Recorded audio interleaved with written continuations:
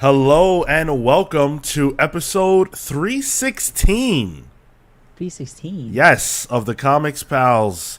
We're in our Steve Austin number. I was about to say, it's like Jesus. Yep. Anybody got a Steve Weiser going? It's like Jesus.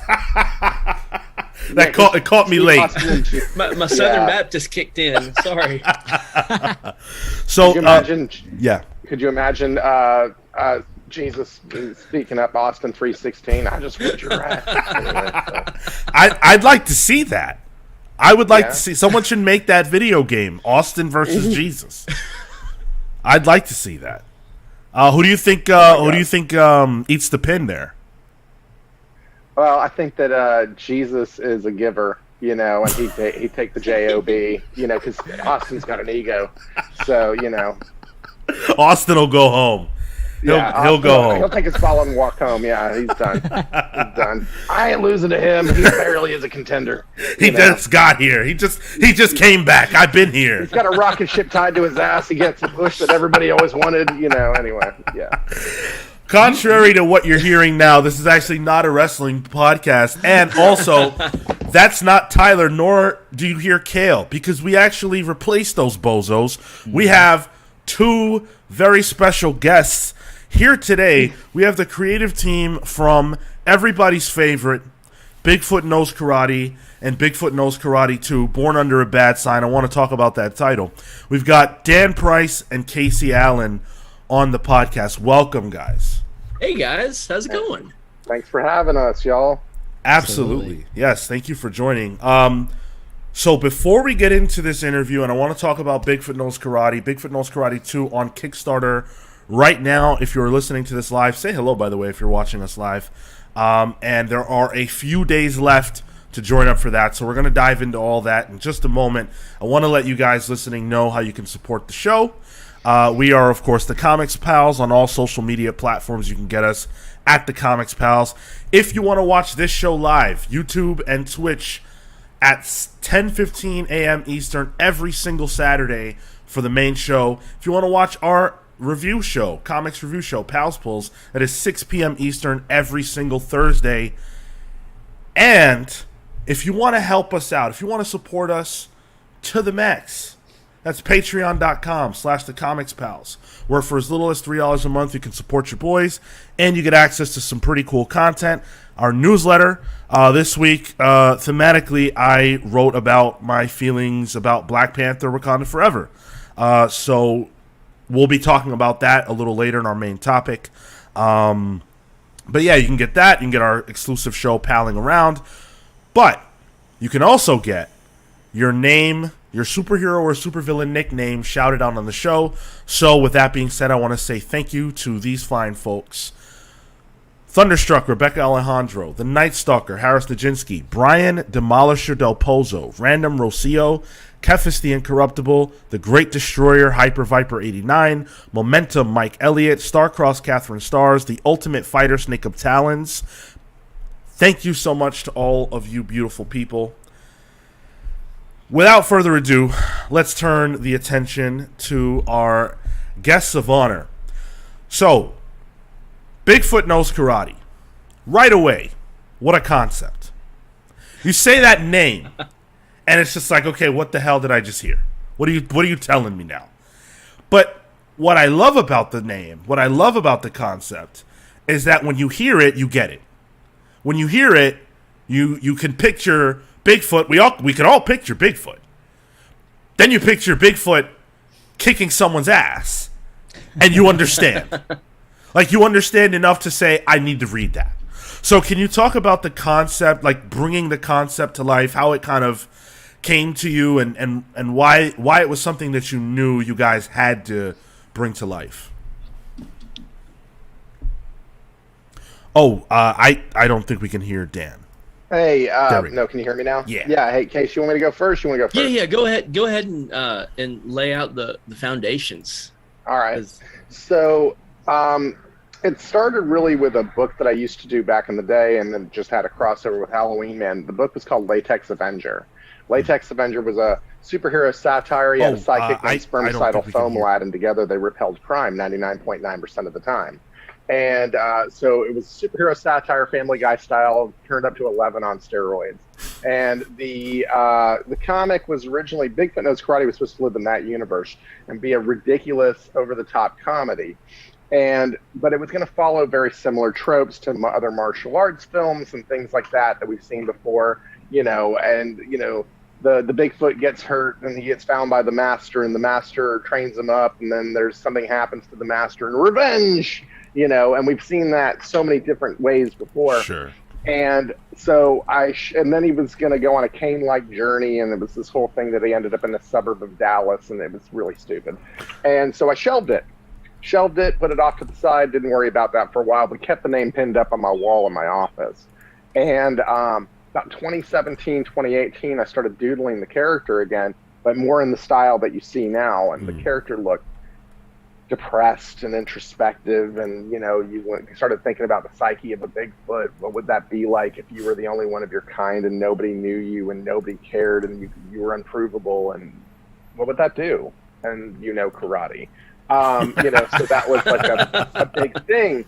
And around that time, a gentleman named Christopher Specht, another person named Drew Edwards from Halloween Man, and this guy right over here, Casey Allen, were all, needling at me. What are you going to do with this character? The character's cool. He's getting a good reception on Instagram. What are you going to do with it? So I took my sweet time coming up with a kind of a plot line of what it was going to be. And Casey said he was eager to help out and, do editing for the book. So I dropped this gigantic Bible of stuff about the backstory and where we were going with the arc on Casey's lap, and I said, "Figure it out," and he did. He helped make Order Out of Chaos, and eventually came on as the co-writer of the book because he was throwing out so many good ideas. I mean, the name Kung Fu Thulu alone, it's just gold.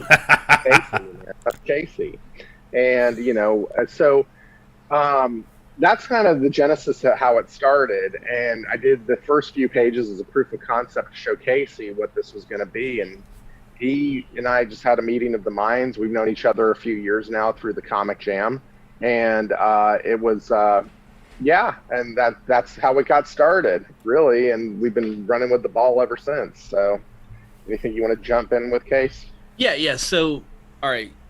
Basically, Dan had this character sketch, and he posted on Instagram. And I kept saying, like, dude, you have to do something with this. This is too cool. And he's like, wheels are spinning. I have something.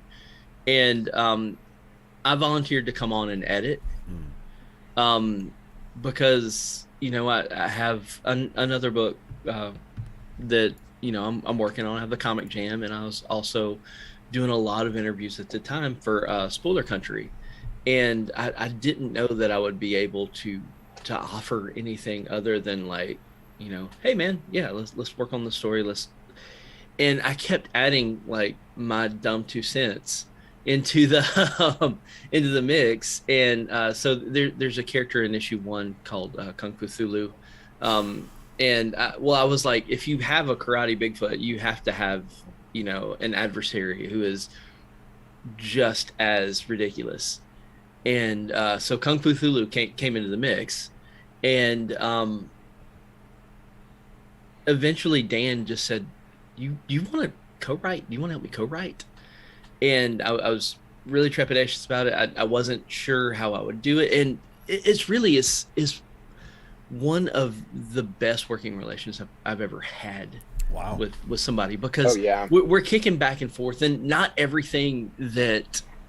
Not every idea that we bring to the table is going to make the book, but it's keeping that conversation going. And like, I don't get butthurt if he doesn't like my wheezing Kung Fu Thulu idea, because he'll have a decent argument as to why Kung Fu Thulu shouldn't do that every time he says a line, because that's distracting as hell. And and we got into a little bit of that in issue 2, where he took away my man-eating symbiotic Venus flytrap is what happened. So took that away. Dial it back a little bit, and we'll just do a regular Minotaur. Not one with a Venus flytrap attacking. Yeah, but he was gonna have a Venus flytrap attached to his body. It was gonna be rad. But anyway, you don't want to go too far. I am butthurt. I'm kidding. So, but we bounce ideas back and forth, and then I'll take a pass at the script, and then we'll go over it and refine it into what it needs to be.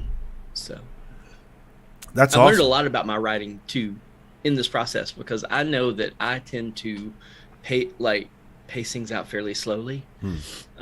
And I'll go and Dan's like, no, we got to hit those beats, keep them coming, because if we don't, we're going to lose people's attention. And it makes sense. It's like Seinfeld scenes, you get in, you do the joke, you get out. It's the same concept, except we're trying to lay out a layer of a story. We have a 37-page book for Bigfoot Knows Karate 2. So we're packing a lot into the issue. So, between, the plot that we put together and Casey's script, and then, we were able to, it was funny. I'm like, keep it to 30 pages. He kept it to 32 pages, which is great.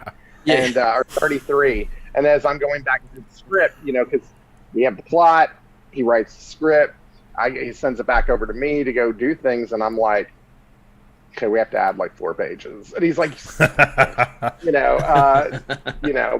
we added in the 4 pages. So we're 37 pages strong on this issue. And but we introduced a lot of characters. I mean, the first book had very few characters in it if you look at it, and so we reveal a lot more characters in this issue. We have some exposition we got to get out, and a bunch of ass kickery. So there's a lot happening in issue 2 for sure. And in issue 3, just like Seinfeld, Bigfoot is going to have a just completely out of his league lady at his attention that he finds one thing that is wrong with her, and he can't he can't stand hands. Yeah. Just like test is over. Just like in Seinfeld, Bigfoot is gonna have a love interest. Yeah. And then neurotically express frustration at something very, very minute. I always wondered, we're adding the soundtrack to this issue. When he walks into a scene, it's gonna go boom, boom, boom. You guys mentioned the pacing and building out this newest issue, and both of you guys being alums of or active participants within the Comic Jam. How much of that process and that practice sort of helped formulate this book? Because I can only imagine. Whenever I would participate, and for any long-time viewers, we've known Casey for quite a bit here, and as part of the Comic Jam community, and so it helps to give you perspective as to how to contain and tell a tight narrative in a few pages, or at least in one page in a few panels. How much of that do you feel helped to really hone in the craft on this book in particular? So with the Comic Jam it's almost a different beast sometimes, because you're constantly trimming the fat and trying to refine it into 6 panel stops. If you guys don't know, the Comic Jam is an online workshop for artists and writers, where every week I will get artists and writers and I will pair them together to do a story. The writers have a week to produce a script based on a theme that everyone votes on, and then a week later, I will pair that script with an artist, and they get about a month to make their thing. But in regards to writing a long form comic, it's quite different in a way. It's good practice. The Comic Jam is, but also you want to be able to get folks integrated into the story, and it's really hard to do that in such quick beats. So we do kind of stick to our beats on the Bigfoot Knows Karate books, for sure. And this, there were 4 acts in issue 1. And we had to make sure that each one was worth the reader's time. And issue 2 is going to be a different story kind of altogether, in that issue 1 concerned Bigfoot fighting this, several stories tall villain. And what are you gonna do in issue 2? Are you gonna do like a 30-story tall villain? No, like eventually that gets silly. So you have to tell a good story, and so we're having to do a fight story sandwich. But we want to keep the story interesting. We also want to there's a reason it's Bigfoot Knows Karate and not Bigfoot Knows Macrame or Bigfoot Knows auto mechanics. There's that's for later on in another series, but like right now Bigfoot Knows Karate and he's gonna kick some ass before he changes carburetors. Exactly. Yeah. Dan? Oh, you're doing great, buddy. You're doing great, sweetie. Yeah, you're killing it. I think that the Comic Jam was proof to us, though, that we could work together. For sure. We did a project on the Comic Jam together, and it was and it wasn't that he wrote a good script and I was able to muddle my way through the artwork. It wasn't just that. It was we enjoyed working on the project together. I thought Casey's script that we did, it was a tribute to Steve Ditko when he passed away. I thought it was absolute brilliance. I mean, it was one of the coolest things that I'd read from the Comic Jam. And I was stoked that I got to work on it. Oh man, yeah. No, I'm just kissing your ass, but it's cool. No, but I mean, and I got to work on some cool stuff at the Jam, but this one took the cake. I mean, it really did. And so when it came time to bring somebody into this, the only person was Casey. I mean, it was the only person, because I'm used to writing one-shot comedy comics about dick and fart jokes, and and this had to be cinematic and wide in scope and just 5-issue arc, action adventure psychological thriller, Godzilla versus Kong meets Kill Bill with a twist. I mean, it had to be all of that. And Casey came on and really just he's the heart of the Ghostbusters, man. I'm serious. He's awesome, man. So this is a good working relationship. And now we got an extra person on the team, and Adam Caswell, who's done some covers for us and is coming on to do side story artwork for do the interiors on a side story that we're going to be doing between issues 2 and 3. So it's insane. Y'all are going to love it. It's insane. As an aside, you're the first person from the Jam that I talked to in real life, not tapping on a screen, and that was, it was the first it was the first indication that I could actually I can be friends with these people outside the Jam and carry on conversations, and now there's several people that they're my buds. Matt Sumo, who's been on this show, I talk to him occasionally and bug him and bitch to him about stuff sometimes. And Pete Woods, who does the other story with me, Voodoo Child, we talk fairly regularly. So yeah, and I actually went to a Jammer's wedding over the summer. Wow. In Nashville. It was great. So yeah. That's awesome. John Carr, great guy. John Carr's cool. Sean and I are strictly professional. I think the friend relationship outside keeping of this the arm's length. Yeah. You got to keep that professional distance, Yeah, I didn't just see you, 3 weeks ago at Comic-Con for 4 days. How was that? Comic-Con was awesome. Yeah, it always is, and it's really cool to get to hang out and see, and talk to some of these creators who we've built relationships with strictly over the internet for the most part, especially during the COVID years where there were no cons. So, and I say the COVID years, obviously we're still in the COVID years. I mean the lockdown years. Sure. And so, yeah, for that reason alone, it was awesome.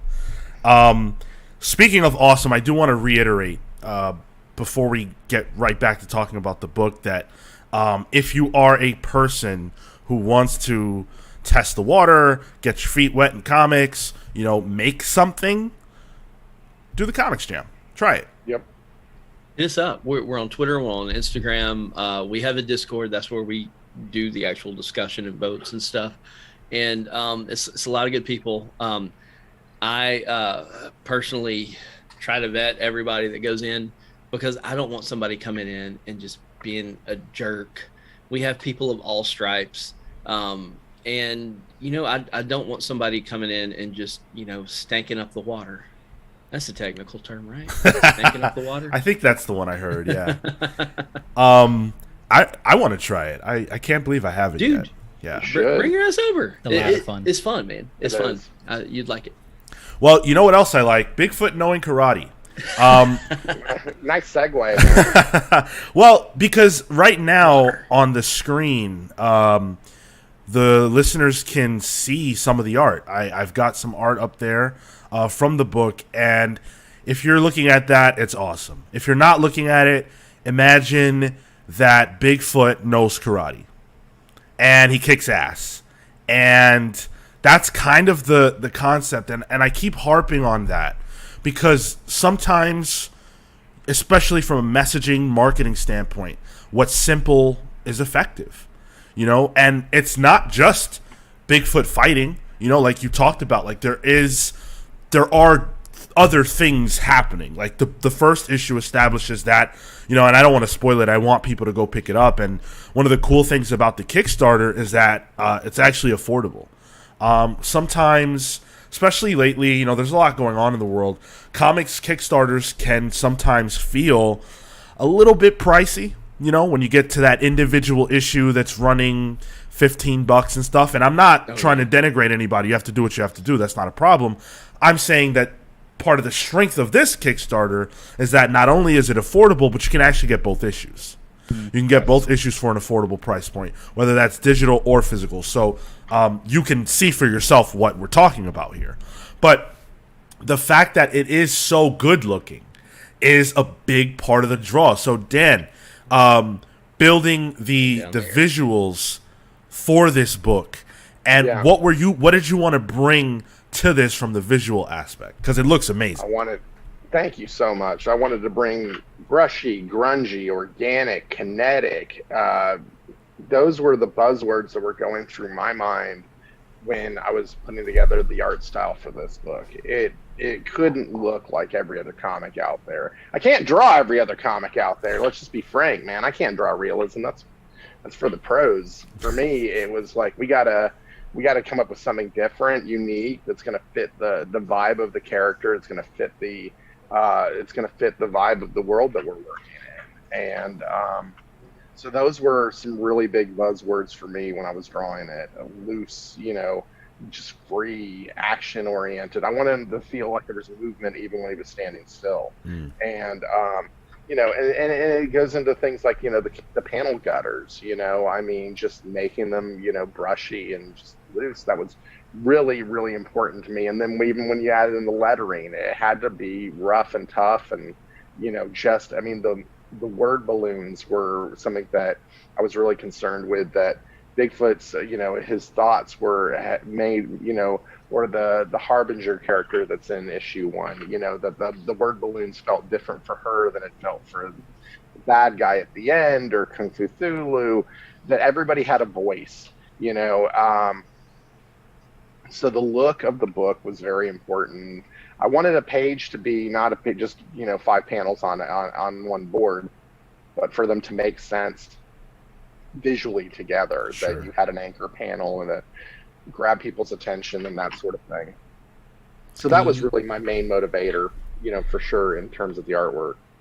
I think the loose panels and in particular the way that they're just kind of brushed, the edges are just kind of like feathered and brushed off. I think it makes for like a really good dynamicism, just because it reminds me of old school kung fu movies. It reminds me of Bruce Lee stuff I used to watch with my grandpa. Some old school Jackie Chan where they had transitions in between, or they'd have these signs, and I think it makes the book feel that much more fluid. And the fact that you guys have I think you've done a really good job from a pacing perspective as well. Nothing feels rushed. Everything kind of appears as needed, and so those elements tied into the fact that it's represented visually really, really well just helps to really strengthen the book. So kudos to you guys for that. And I want to very much. real quick. I want to share this this comment. Kamorian King over on YouTube, who's watching live, says super excited for number 2. Keep kicking butt, Cam. guys. So Thanks, Cammy. She's awesome.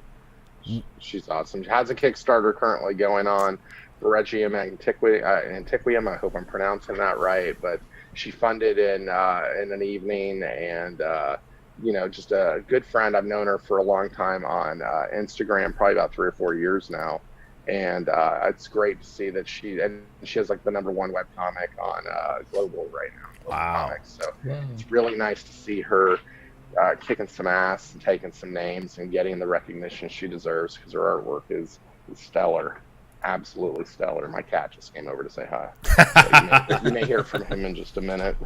Well, so anyway, one of the things that I actually found impressive, because you never know, you never know what you're going to get when you open up a comic book, and there are certain things that I always look for. One of the things that I look for is dialogue, how much of it there is, because too much, as we all know, can be too much.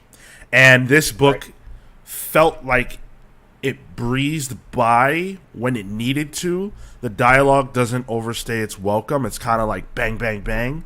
It gets the thought out, and it gets the point across, and it moves on. And I think that's important, especially for a book like this, that it's so focused on kineticism, especially in the first issue where you don't quite know exactly what's going on. I think less is more, and I really, really liked that the dialogue it felt very fine-tuned. And as I was reading it, I was thinking, like, well, if you had to write 1 page of a comic book like you do on the Comic Jam, you would have to do, you'd have to get creative with just how much dialogue you can fit on the page and stuff. So just kudos on that. I thought that was impressive. Thanks, man. Yeah, Dan has the voice of Bigfoot down. Like he did, I think, like probably the lion's share of Bigfoot's dialogue, Benny's dialogue, so one thing when you're going through the book is, like, I always am fairly strict about how many words per panel and stuff like that, and also just as you're editing the book, going like, what can we cut? Right. You got to cut that fat. So getting the fat off the page is sometimes it's kind of fun, like going in with that red marker and just like just going in, slicing up the page. That's great, because first and foremost, it's not just a book. You want to give the illustrations what they need to have. You want to give them room to shine, and I often see in new writers, they will overdo it with the dialogue, with the writing, because they can't trust the artist yet. They can't trust the artist to tell the story on their end, so they're trying to overcompensate. So that's a big one. I trust me implicitly, so I mean, seriously, I agree. No, I'm just messing around, but like, I mean, I do a lot. We do. When the script is finished, or in a state for review, we'll go through and cut text and all of that, because let's just get, like I said, Seinfeld scenes, let's get to the meat and get out. And when it comes to the dialogue in the end, when I go to letter, I'm the same way as Casey. I like to limit the amount of words in a balloon, so I'll strap 2 balloons together rather than to make it flow better, rather than have one gigantic balloon that takes up the whole. Oh God, that's just something that pisses me off when I see that in comic books. Lettering's an art form, and I went through 3 SFX letterists trying to find somebody who could kind of get the speed and the look of what the lettering needed to look like. Testing them out. Here, do a page. I'll pay you to do a page just so I can see what it looks like.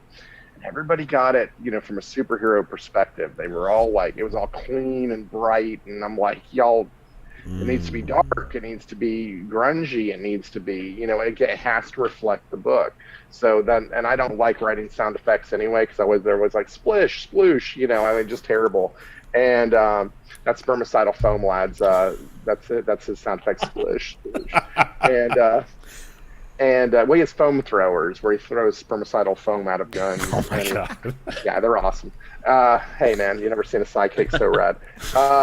Anyway, so I really, that took me a long time just to get the lettering, but I do a lot of dialogue cuts during the lettering process, because you're visually looking at the words now. It's like, okay, we can cut this, we can trim this out on these words. It's a process, man, between Casey and I in terms of finding the right balance of words, and just getting the he's a Bigfoot. How much does he really have to say, right, in terms of lots of words? He's a thinker, and he's a philosopher and all of that, but he's also, it's like Hemingway, it's stunted staccato, get it in, rather than the Faulkner that takes a page and a half.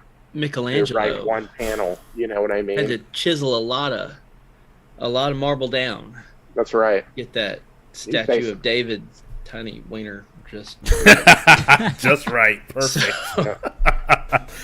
So with the first Kickstarter, you guys are obviously successful. And with this one, you guys have been very successful. You wanted 1,500, that was your goal, and you're sitting as of right now at 4,200. So huge congratulations on that. That is a very impressive number. And for, creators who who are still building their name and building their audience and stuff like that, these waters can be difficult to swim in, because there are so many people trying to kickstart their books, and so many projects and stuff like that, and quite frankly, only so much money to go around. When did you guys know that you guys had something that people really, really wanted to check out? And sort of, why do you think it is that people have flocked towards your project?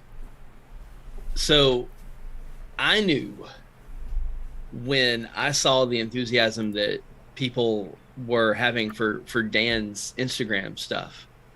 I had no idea that Instagram could be utilized in a way where like a community building way. I just thought it was where you looked at people you went to high school with to see if they gotten fat yet.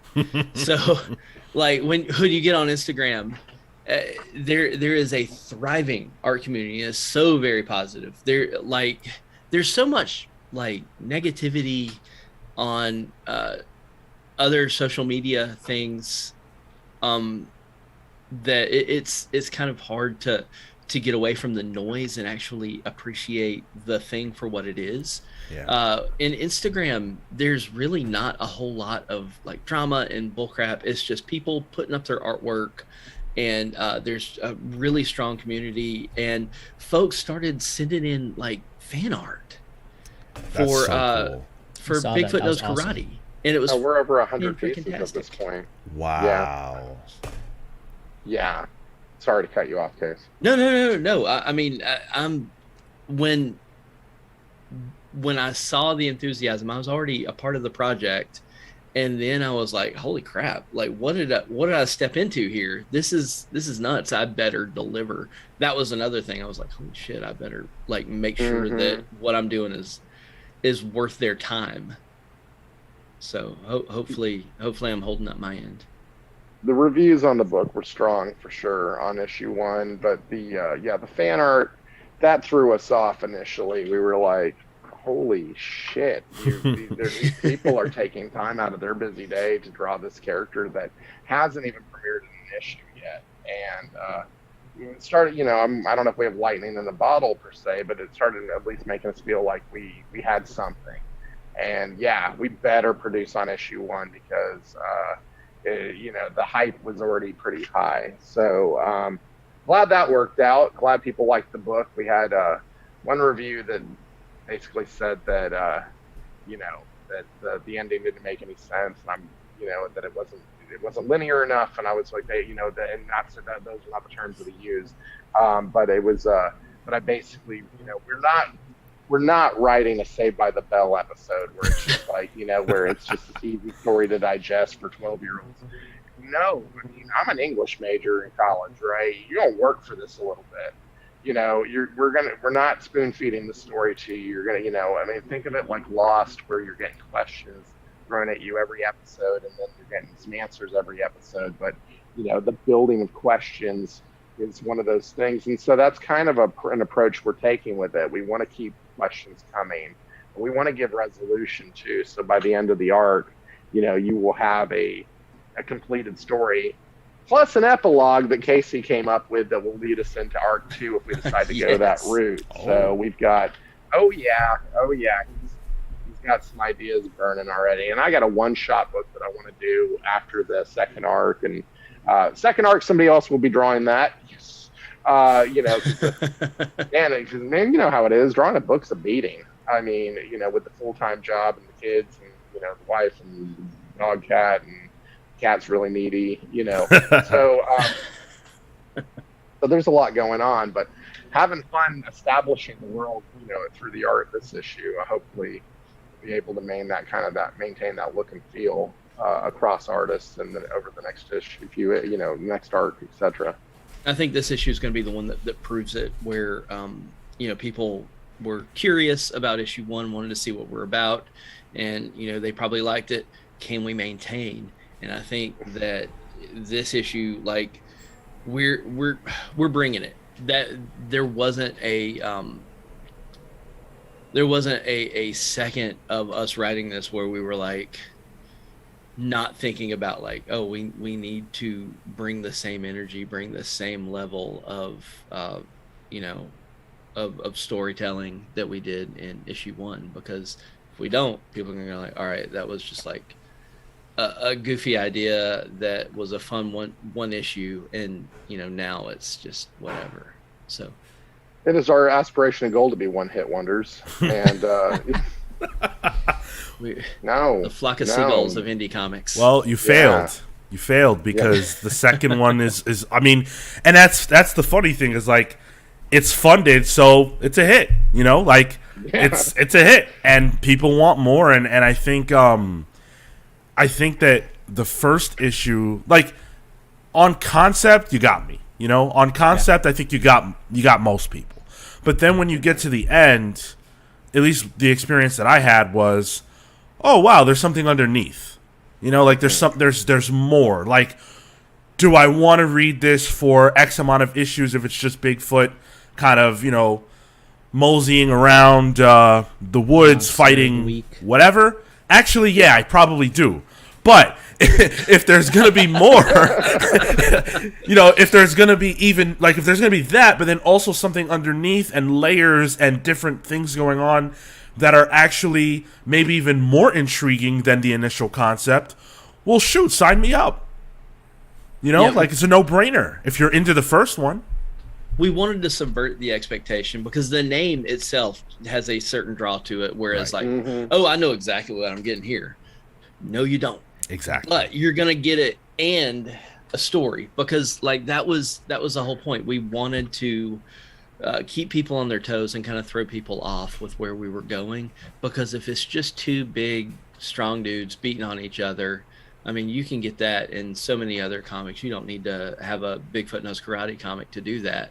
But if you want a story that goes a little bit deeper and, there's a theme to it, an underlying, theme throughout the whole series, then outside of, whipping ass, then I think you'll appreciate it and enjoy it for something that's a bit more than just a punch 'em up. Yep. It's definitely not a Monster of the Week comic, that's for sure. You want to read that, go read the Hulk. So. I think I definitely appreciate on that end, because that was definitely the expectation sort of coming in. And sure. You get the fight, you get that moment, and you're like, okay, that was cool, that was rad. To Sean's point, it's like, oh wait, we're not done. Okay, and that leads into and builds up sort of the excitement for the second issue in particular, just because that you know that you're not going to get that, and I think it's appreciated, especially considering where else, like anybody else knows where you can find that in the sphere of comics. So to differentiate it in that way, a different flavor, which was really appreciated.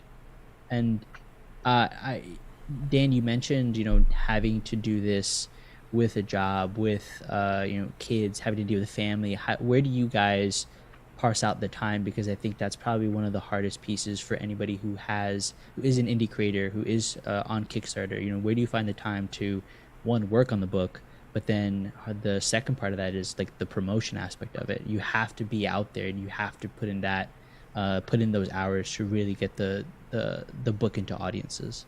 Sure. 5 a.m. That's when I start working on the comic.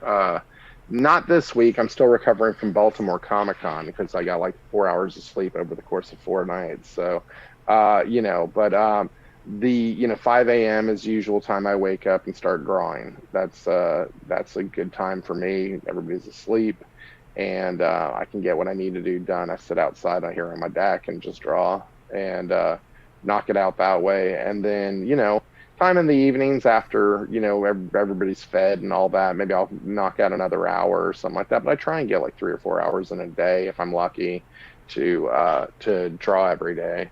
And then the weekends, I usually take a day on the weekends and I'll draw for like 6-8 hours.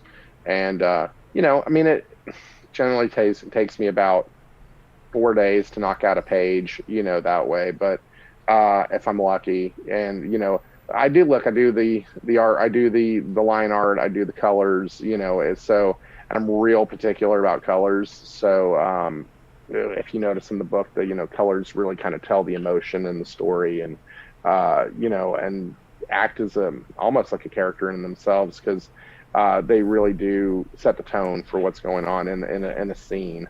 So and plus, I really hate the idea of somebody else coloring this particular artwork, frankly, just because the coloring style is so odd in comparison to a lot of books out on the market right now. So I really want to maintain that organic look. And I don't really pay attention to light sources. I'm going to be honest with you. I really just I kind of throw some rules out of the window on this one. I'm not even going to lie, but I've really tried to use more like stark blacks and stuff like that, especially in issue 2 when you go from this wooded forest in issue 1 to this highly industrial complex. That's noisy.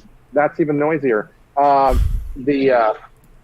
have a neighbor who's a bit of a dick. Sorry. That's all right. Anyway, so I really tried to. I lost my train of thought on that one completely. So just moving on. Color and yeah. Oh, color, yeah. So color's important.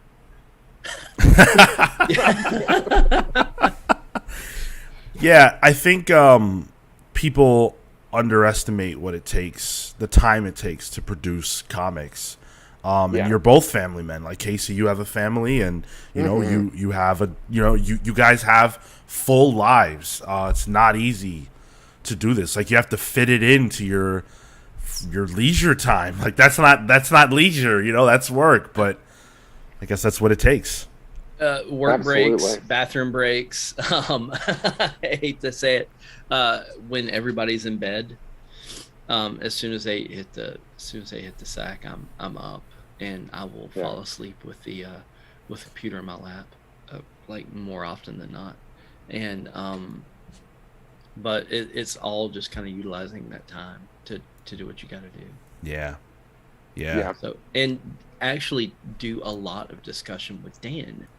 When I get home in the afternoon, I always walk the dogs. I have some woods out behind my property, and I'll walk the dogs out through there, and let them take a dump on a frog or whatever. And we're just walking through the woods, here, boy. digging holes. Yeah, and I'll chat with Dan about the book, and we'll get things kind of in line with that. Yeah, I mean, and you have to like think about it all day until you get home, and it's like, all right, can't start working yet. Gotta wait another few hours for the little ones to go to bed. It's just I'll notes on my phone all the time. Right. Wow. That's the way of the world now. Let's talk about some of the pledge tiers, because there is some cool stuff in that. You have the standard stuff. You've got the digital edition. You've got the digital 2-pack, which I love. Again, like if you want to read the first 2 issues digitally, $6. And you can get caught up with what's going on, and you're on target. So that's cool. But then if you want like the physical, $9. Sure, why not? That's awesome. It's real good. That's real good considering they're 36 and then 37 pages. That's good content for the value of it. Yeah. And then I really loved, and I'm going to show those on screen. I really loved the various covers. You guys got some killer covers. Oh, we're for really sure, for lucky sure. on cover artists. We scored some good ones this issue. And the cool part about the covers is that each of them tells a different aspect of the book, because there's so much going on. Zip Alegria's book introduces a new female character that's in this issue.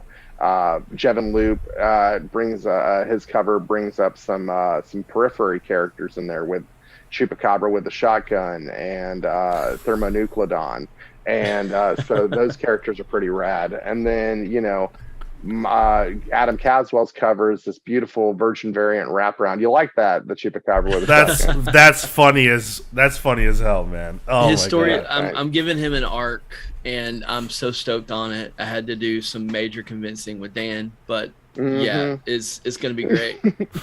I'm looking forward to that. I need to see that. Yeah. You guys got the names down. Thermonucleodon. Thermonucleodon. Yeah, he's a That's kaiju with awesome. missiles growing right out of his back. So Man. had fun naming those for sure. And then Adam's cover is a Virgin variant wraparound where he's fighting Asterion the Minotaur, and Asterion's actually named after, there's a Minotaur constellation that's or a star that's part of a constellation, and it's named Asterion, and so that's where the name for that character comes from. So not all of them have just wonky names, we do have some serious characters in there too, but but that's the thing. We want to vary it up. We don't want it to just be Monster of the Week. We don't want it to be just, okay, now, a donkey fights, martial arts, and, no.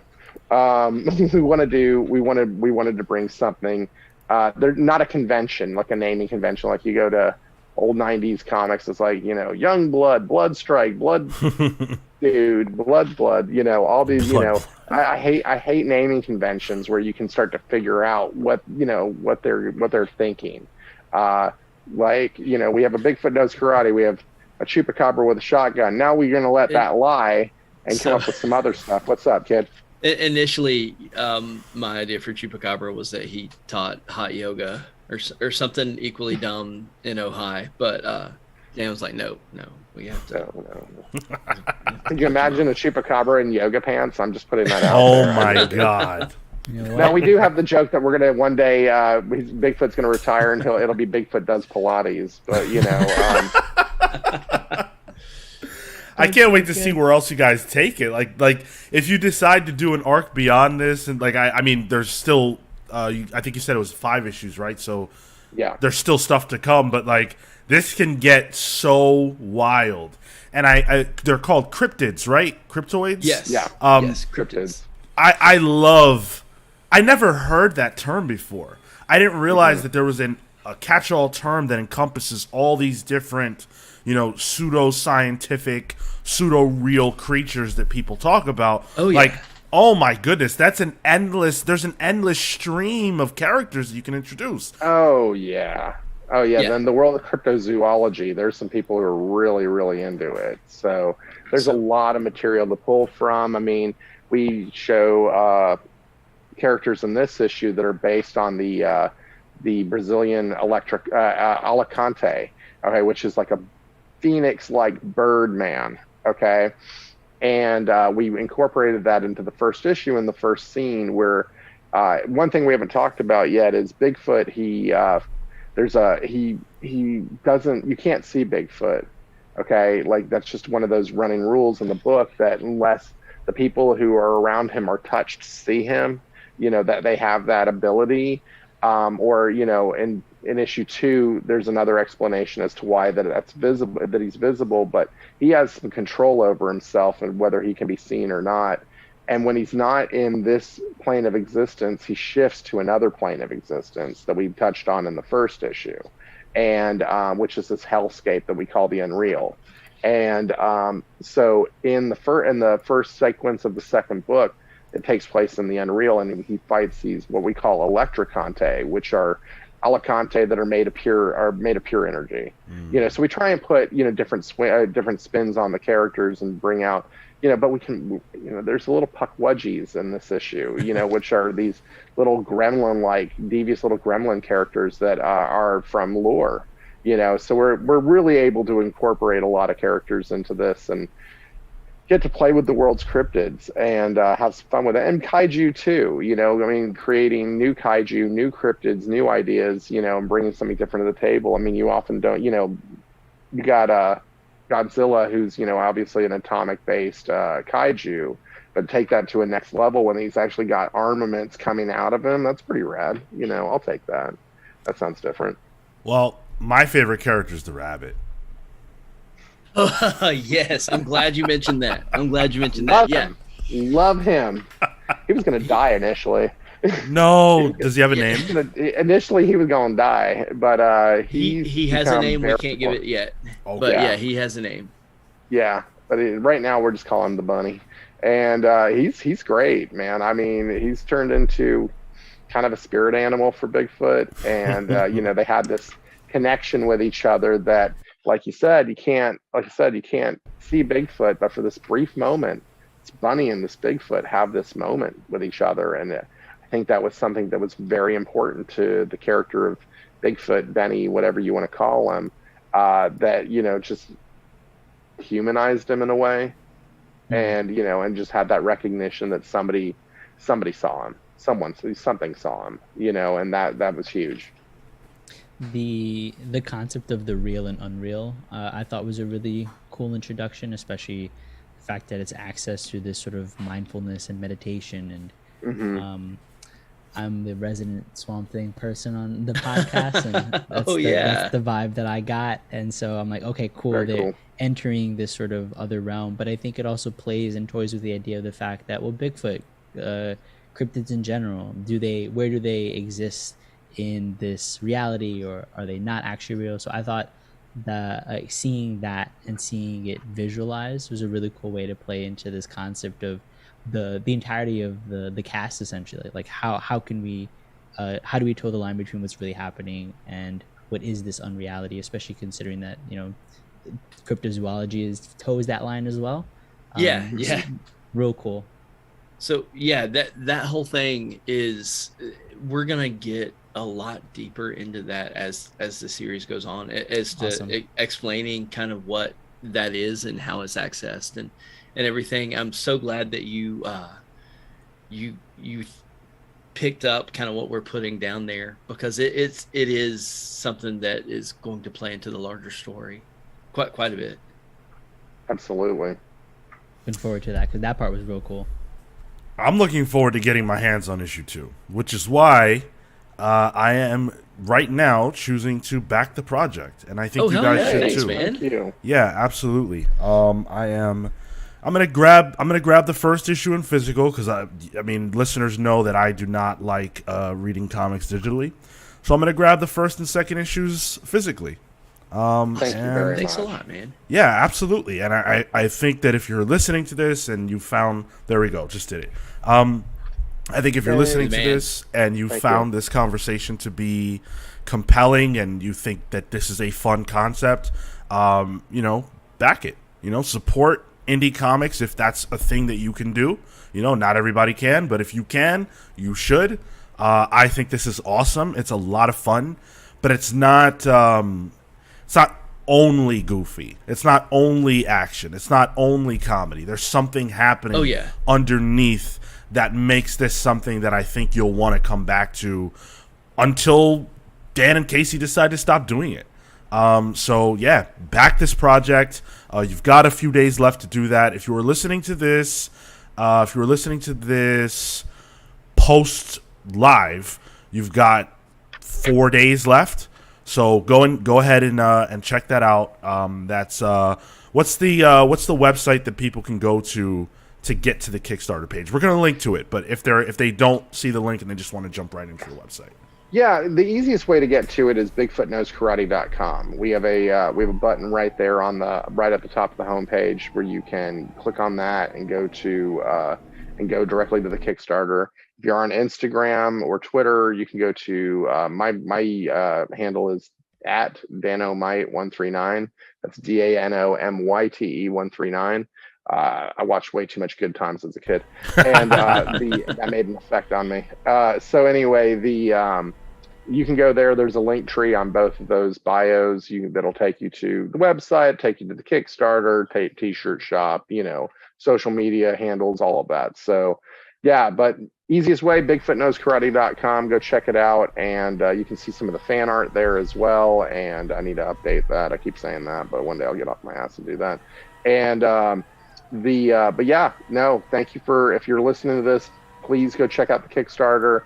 If it's, not in your price range, we understand, but we did try to do, $4 digitals, $6 catch ups, so we can make it low we try to, yes, there's $150 packages on there where you can get, I'll do a commission for you on Canvas, a digital commission on Canvas for you, and you get all 4 of the regular books. Oh, can I talk about something real quick about the deluxe versus regular editions of the book? Sure. So we have the regular edition where you'll get the 37-page story.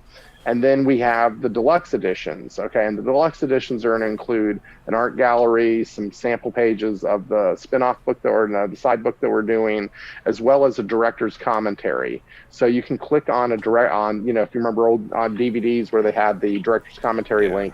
Yeah, so you go to that. So you click on that, and it takes you to a YouTube video where we have a roundtable discussion and talk about the book at length. And so we can really do a deep dive and explain to the reader what it is, where it's going, and how we got there. So we did that with issue 1. That was a huge success. And so we're bringing that back for issue 2 as well. So that's the difference between the regular and the deluxe. What deluxe will have more pages, variant covers. You'll get mini prints with them and all sorts of good stuff as well.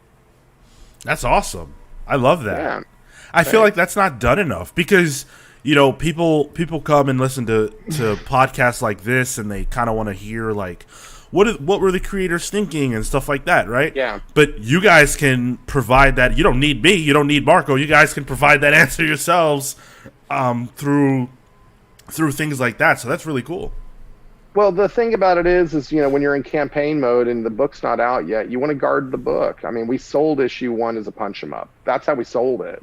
We never talked about the underlying. We just said there was a twist. That was it. Yeah. And so we go out of our way to obfuscate like what was happening because we didn't want to give it away. I made a lot of I made a lot of allusions to Sisterhood of the Traveling Pants, and said like we took a lot of our story from that. I don't think Dan liked that very much, but it was like obviously it's a joke. Sure, of course. Hopefully the listener would know that, but it was just silly enough for people to go like, all right, let's see what this guy's talking about. Sure. So, well, I think fun with it, though. I think if you can go to that Kickstarter page, if you can go to BigfootKnowsKarate.com and you can leave without saying, I need to read this, I need to see this, I need more of this, I don't know what to tell you. I don't know how you're pulling that off. Thanks, I saw this. I put my money where my mouth is. It's good stuff. Go check it out. Dan and Casey, thank you guys so much for joining us. Before we let you go, is there anything you want to leave the listener with? Any kind of plug, website, social, anything? Just go for it. I'm going to be at the Lone Star Zine Fest in December. That's like the next thing I have lined up. So I've never done a Zine Fest before. So that's here in Austin, Texas. So come check it out. I'm looking forward to it. The table was inexpensive, and it's 15 minutes from my house. So woo! Nice. It's better than flying all the way to Baltimore and back for a long weekend. Although I had fun. But that's the big thing that I've got coming up next. We are going to be, I paid for it this morning, Casey. We will be in Huntsville, Alabama in April for the Huntsville Comic Pop something or other. And that'll be a lot of fun. And so we're going to be doing that. And hopefully I'll be in Brooklyn this summer for Brooklyn Comic Con. Hey. Okay. Yeah, checking that out. Casey, you should come. And I've never been to New York. It might be fun. yeah, well, there you go. So Marco are you in and the I area, guys? we're based out of New York. Yeah. Yeah. Perfect. Yeah, so I've applied to that one. Hopefully I'll be there for that. You know, getting some other shows lined up. There's I'll probably be at Comic Palooza in Houston this year, and then or next year, and trying to get to Dallas Fan Expo. I'd love to get out to Heroes Con in the Carolinas this next year. Hit up, that kind of thing, Sure. get out there and try some new shows and do some new things, really try and travel a lot this year and get, Bigfoot Knows Karate out to the people. So other than that, just check out the social medias and, stay current with what we got going on. Oh, and share the Kickstarter, please. If you can't back it, Yes, at least share yes. it on your social. Yeah. That would be a huge boon to us because we only got 6 days left, and let's make it count, kids. How about you, Casey? Yeah, check out the Comic Jam. Check out my other book, Voodoo Child. If you get a chance, if I have issues to sell, if you want, call me, message me, whatever. I'm a big robot seat guitar. Also, just be a good person on the internet, because there's not a lot of that these days. I do Say want it to say louder. that. Yeah, thank you guys so much for having us on. We always have a blast chatting with people about our book, and you guys especially. Yeah. This is seriously like one of the few comic shows that I listen to consistently, because you guys always have really good commentary, really good analysis on books, and you're all like good dudes and funny at the same time. So it makes I work in a microscope for 8 hours a day. I'm laser welding in a microscope in a lab. So I listen to your show as I'm at work, and it helps the day go by a little bit better. So I do listen like pretty much every episode. Well, that. thank you so much for saying that. You're expressing that you're a fan of ours. Well, I'm a fan of you guys. Thanks, man. So thank you so much for joining us. If you're watching live, Marco and I will be right back. But again, Bigfoot Knows Karate. Go check it out. You're not going to regret it. Thanks, Dan and Casey. Until next time. Thanks for having us. You'll be good.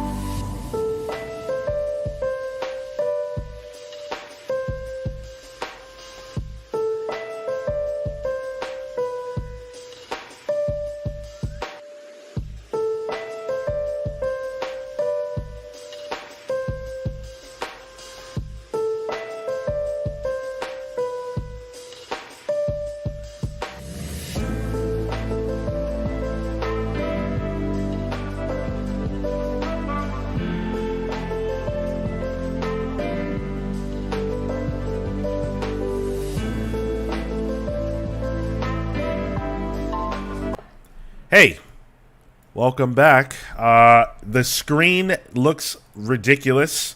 I am in the process of fixing that up for you guys.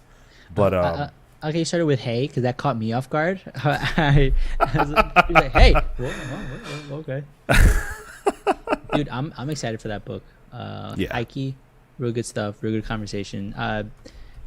Casey's a good dude, Dan's a real good dude, so definitely any sort of support with the book. Bigfoot Knows Karate once again, real good stuff. While Sean, look at you resizing live, damn live, dude. yeah. Look at that, we're doing it live. Trial by fire with this stuff, but I'm getting okay. There you go. Look at that. It looks sort of normal now. Yeah. You got to crop your left side a little. Yeah.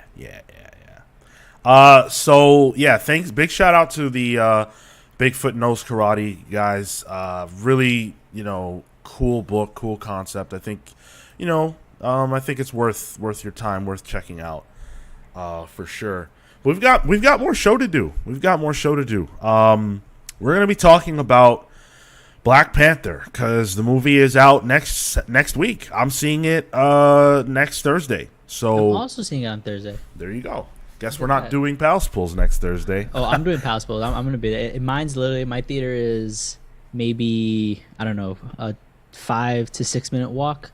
So I got it for 8 o'clock. I'm dipping off right out of the Pals Pulls and running over to the theater. Nice, awesome.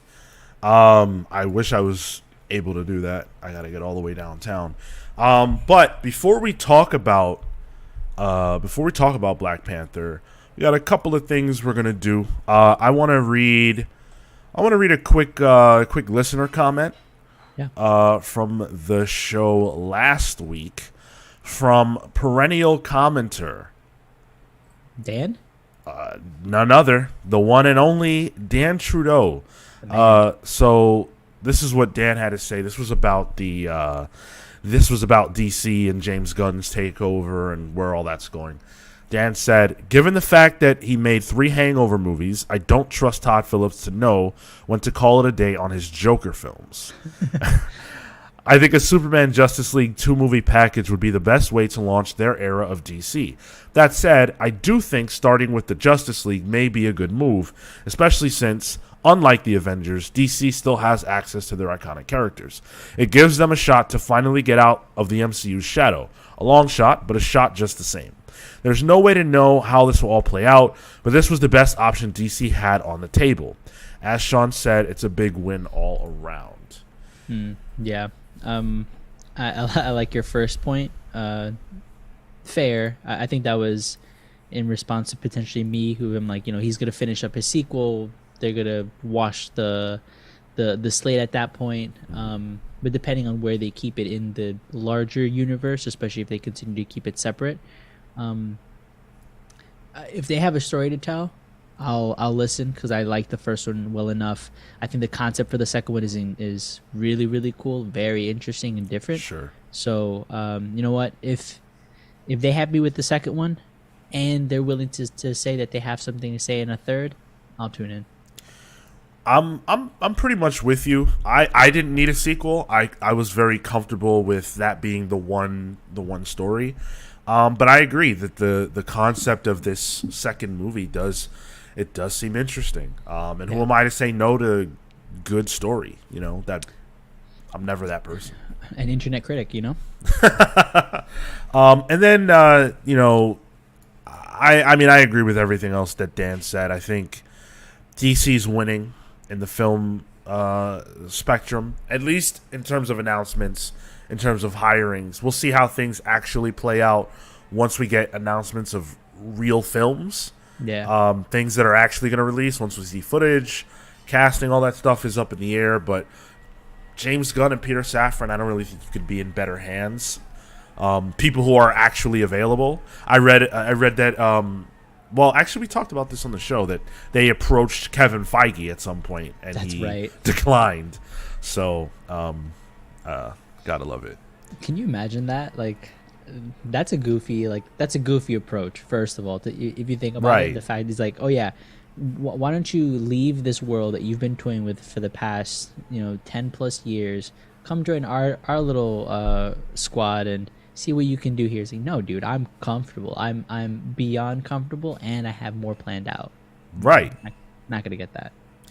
Also, it's worth pointing out, James Gunn is, well, there is one caveat, but James Gunn is the only person who has directed both a Marvel and DC film.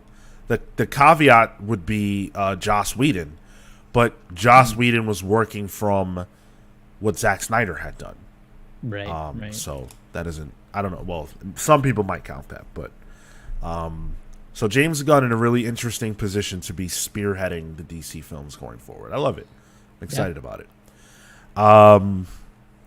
Yeah, no, they definitely asked Kevin Feige. I mean, it takes balls to run a $1 billion corporation, I guess. By the way, question at least. Yeah. By the way, I'm curious. What did you guys think about Bigfoot Knows Karate? Is that something that you guys want to check out? I'm just curious because it's a different sort of thing. So, let us know your thoughts about that. I want to talk about Free Comic Book Day because free comics are great. Comics are great in general. What's better than a comic? A free one. And Marvel has announced their slate of free comics coming up for May. It's a little early to be promoting Free Comic Book Day, but Marvel's on top of it. They've got a slate of books that they're going to be putting out this year, including Avengers X-Men #1, which I think this is really interesting for a few reasons. So first of all, immediately obvious is that on the cover, not all of those characters are X-Men. You know, Captain America is front and center.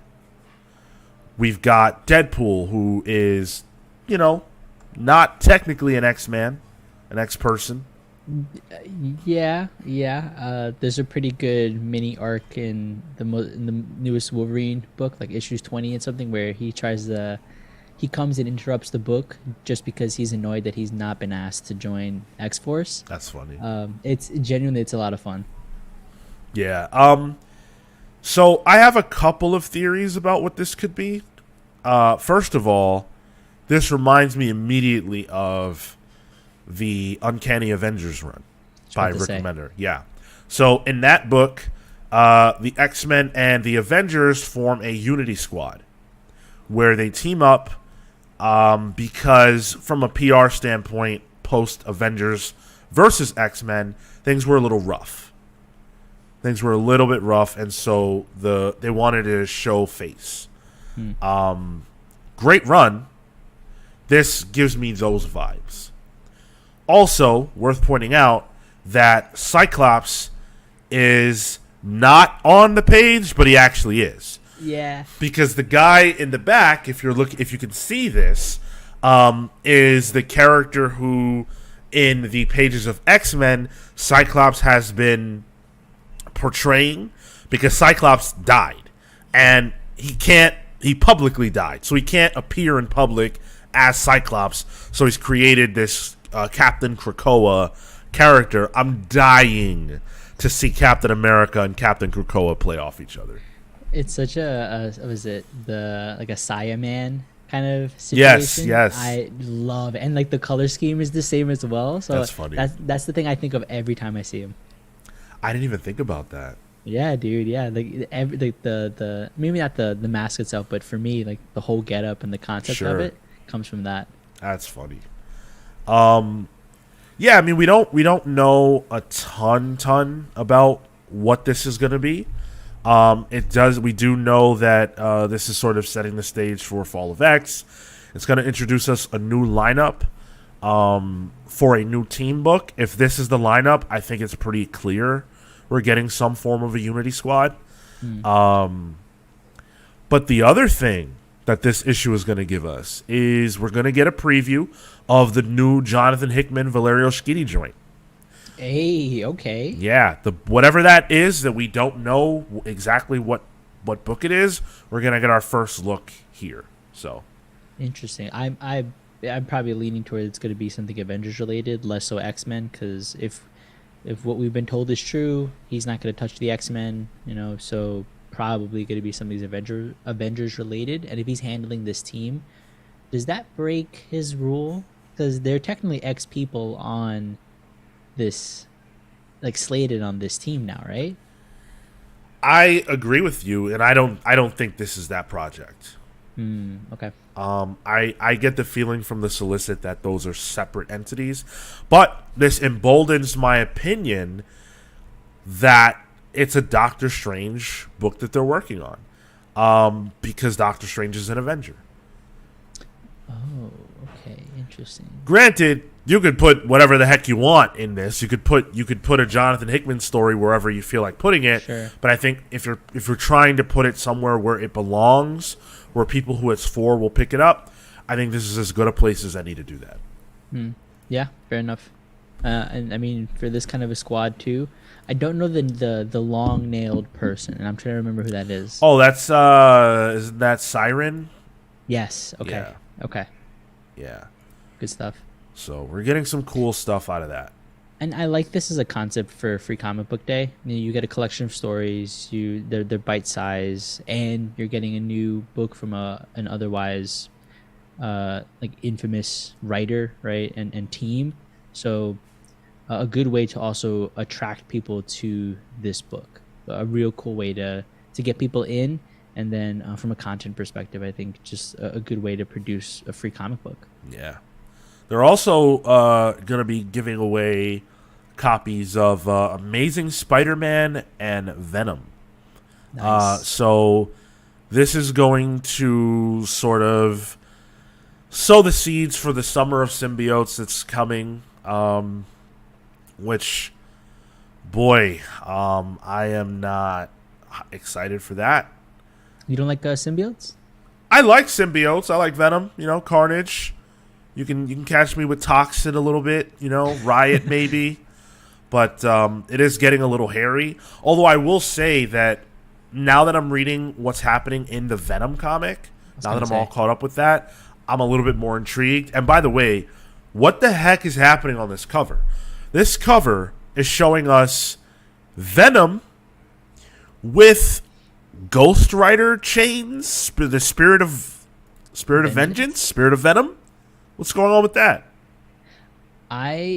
Interesting. Okay, I didn't even make that connection. I was focused on the fact that it looks like Spider-Man's on some sort of glider, and that was concerning.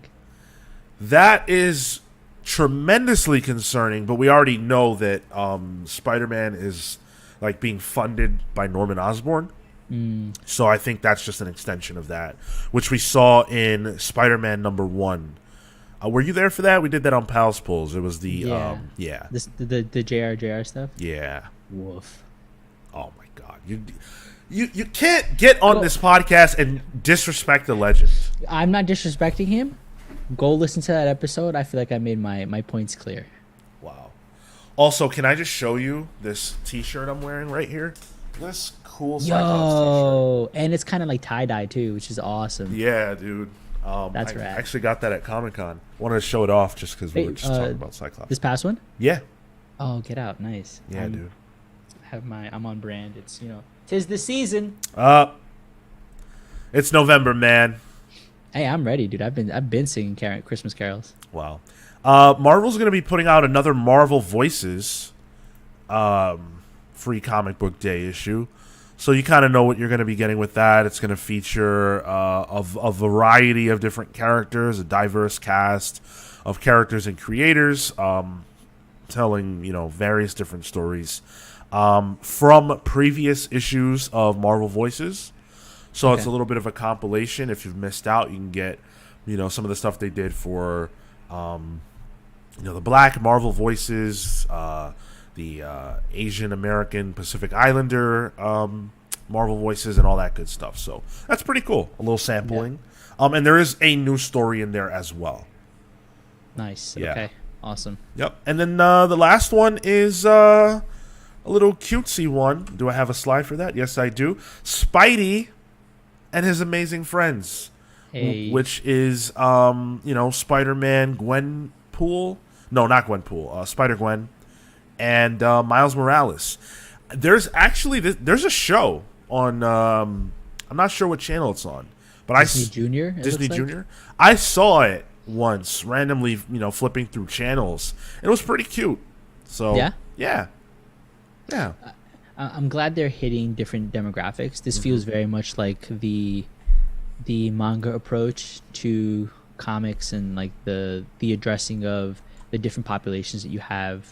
So obviously Avengers and X-Men are huge properties. Spider-Man's another huge properties. You get your big core titles, then you get your side stories, and then you get your kids art, which is a good way to cover this broad board of the people who consume Marvel comics. So real cool, really cool idea. And in particular, I think with the YA audience being just so prevalent and just continuing to grow, you need to funnel those people in to the Marvel machine in some way, and I think this is a good way to do that.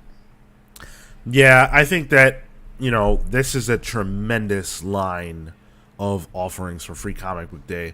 I love that for any family you can imagine, like a family makeup, walking into a comic book shop, hoping to get some cool Marvel stuff. There's something here for every member of your family, like from the youngest to the oldest and most, into comic book characters. Yeah. There's something for everybody, so that's really cool. Agreed. Yeah. Let's talk about, well, I don't know if this is in your wheelhouse, Marco, but Spider-Man 4. Spider-Man. I think I've heard of that guy. Oh, okay. All right. Color me corrected. So I'm not talking about Tom Holland's Spider-Man 4. Oh. We're not skipping ahead to Andrew Garfield's Spider-Man 4. I'm talking about Tobey Maguire and Sam Raimi's Spider-Man 4. No way. Is it happening? No, it's not happening. All right. We're not here to talk. We're not breaking that news. If we were breaking that news, this show would be constructed very differently. What we're actually going to talk about is what we didn't get from Spider-Man 4. This, to me, is one of the most fascinating stories in superhero film history. Just because up until that point, Spider-Man trilogy, the initial one, is, that's the benchmark for those years of filmmaking. The golden age of blockbusters. Spider-Man franchise is right up there. Has to be. I can only imagine it's the most successful superhero franchise of the 2000s. If that's incorrect, feel free to correct me, but I'd be surprised if that's not the case. The fact that there was not a Spider-Man 4 is remarkable. Sam Raimi, of course, did not want to make Spider-Man 3 the way it happened. Venom was shoehorned in. He was forced to include Venom. And it kind of felt like a parody of itself. It felt like a parody of the drama and the emotions that felt very real and authentic in the first two films. I say that as someone who likes Spider-Man 3. Like, I enjoy it. I can watch it right now. But Spider-Man 4 was supposed to be a return to the roots. And it was supposed to include Vulture, a more classic villain that Sam Raimi felt more equipped to include. And we got a little bit more detail into what this movie would have been. The Vulture part is not new. That's always been something that we've known. But during a conversation with Cinema Blend, the storyboard artist for Spider-Man films, Spider-Man 4, Jeffrey Henderson, said a few things that we didn't know. We learned a little bit about what the Vulture would have been like. He would have been a very brutal villain that would have nearly killed Spider-Man, which I think is pretty interesting. And then the other thing that was so cool was that they would have done a montage of Spider-Man kind of beating up a bunch of villains that Sam Raimi was never going to get to. So Henderson specifically references the Shocker, Mysterio, which is so funny, so funny, because Bruce Campbell was always rumored to play Mysterio in a future Spider-Man movie. And the fact that the plan was to beat him in a montage scene and it probably would have been Bruce Campbell. Like, the fact that we didn't get that alone really sucks. It's cool to have seen, because at that point, you get to see his progression, him growing, and it's like, oh, I can now deal with these bads pretty frequently, and I can come in and out and just clean up. So I think that would be cool, because then it sets you up for the real big bad at the end. It's like, oh, he's been doing this for a while, he has it down, like this other guy's gonna be a piece of cake, but then it turns out it's not. So cool concept. Mysterio getting knocked out like that, I feel like he's deserving of something a little bit better. He's usually one of the more I guess agile villains around Spider-Man. He's able to use his special effects and weave in and out.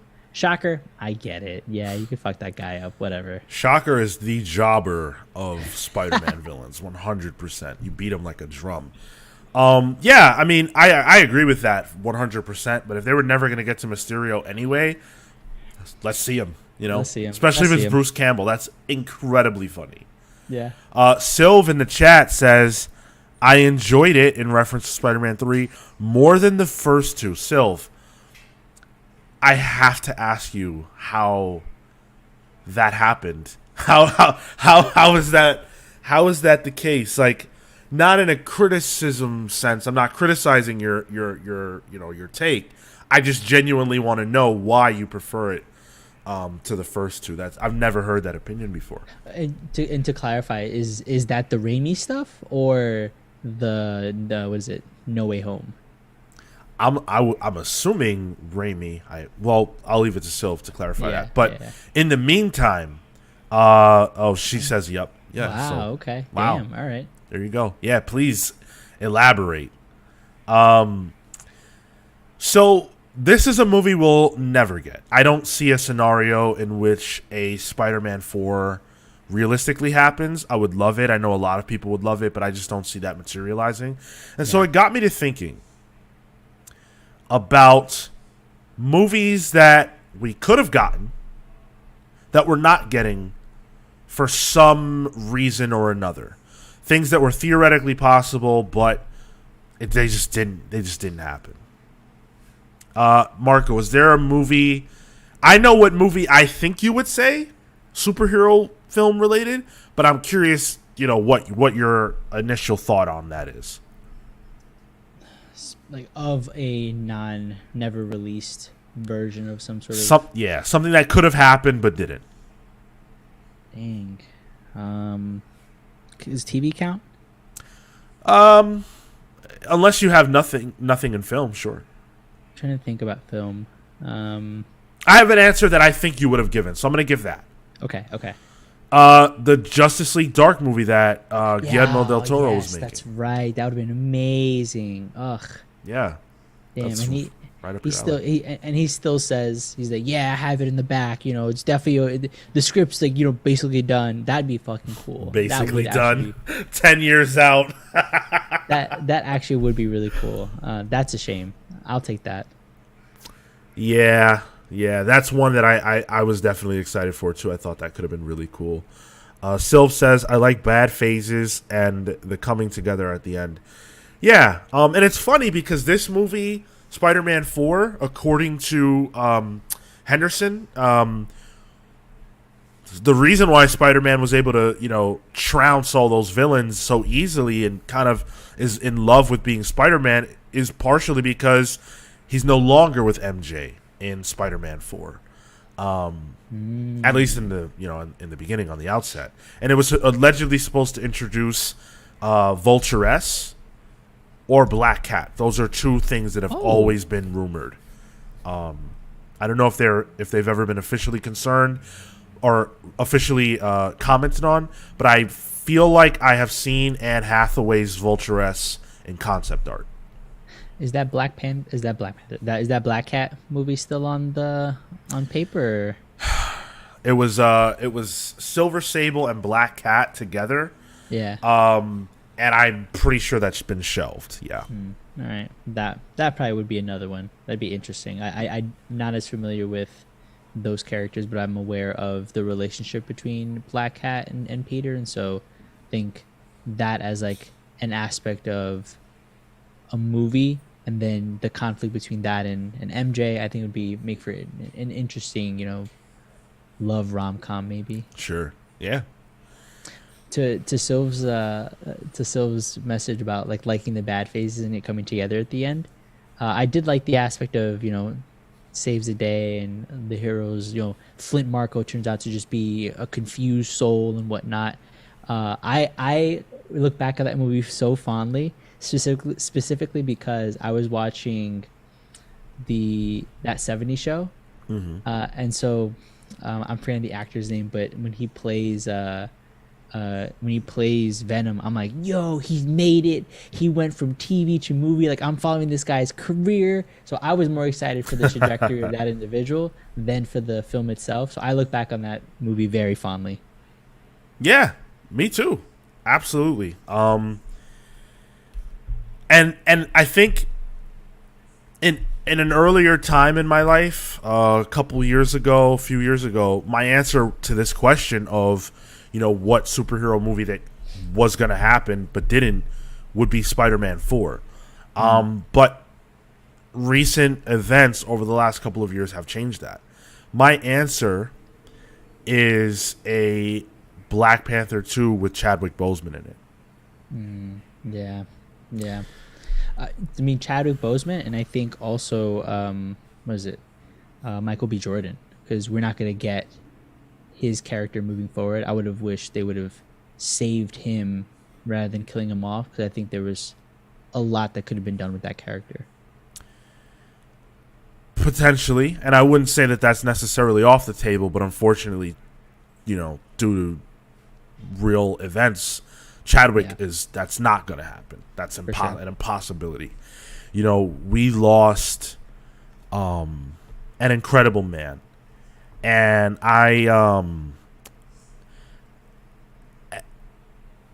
it's one of the celebrity deaths that has affected me the most in my life.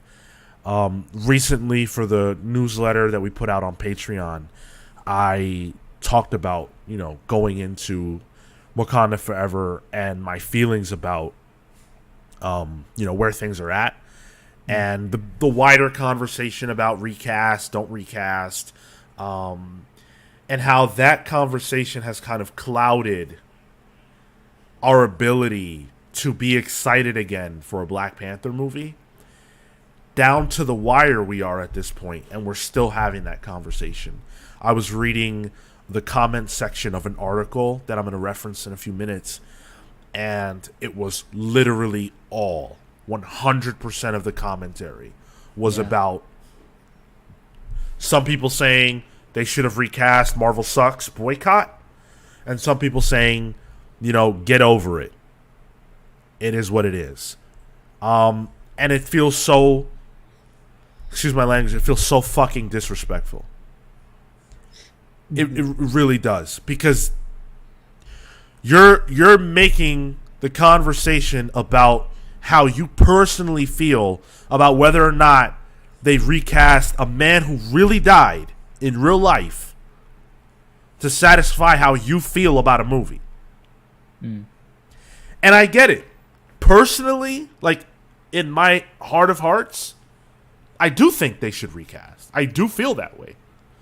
But what I don't do is try to encourage people. Everyone can do what they want. Everyone's entitled to their own opinion. It's whatever. But I don't think it's my place to get on here and tell people, hey, don't go see this movie. Hey, don't support this stuff. Don't support these black people that are making this film and that are pouring their souls into this, who lost their leader, because of how I personally feel. That's not me. I don't believe in that. We shouldn't be negging people for the fact that they have a difference in opinion, like, in general. And I think the fact that it is it's a delicate topic, because you want to respect the actor. Yeah. And people have strong feelings about that inherently, but I agree, the narrative should never be, don't go see a piece of work, don't go see a piece of art, no matter the controversy, because then you're affecting the art, you're affecting future art and the future capacity to create it, and I don't think that that's fair, regardless of the opinions you have. I'm in the same camp as you, Sean. I think recasting makes the most sense, but people are going to disagree, and that's fine. But don't be like, well, I disagree, you're wrong, don't go watch it, because then you're supporting the wrong opinion, right? And that's the issue, is the support of the quote unquote wrong opinion. It's a politicization of a film that really should be, in the way that the original Black Panther felt like a cultural moment, and it felt like an opportunity for us. And I'm not trying to exclude anybody when I say this, but black people never got that moment in cinema. Our movies were always relegated to like, oh, go, Tyler Perry, that's a black movie, stuff like that. We never got a movie where we got to feel good about being black, not because the characters were funny, not because they were goofy, not because, hey, they rose up out of the hood and made something of themselves, or whatever, not because they got away from being a slave, but because they were brilliant, because they were beautiful, because their world was beautiful, because they made us look beautiful. I wonder if this is, especially for Wakanda Forever, going to be a similar moment for Hispanic kids, because the origins have been changed for Namor.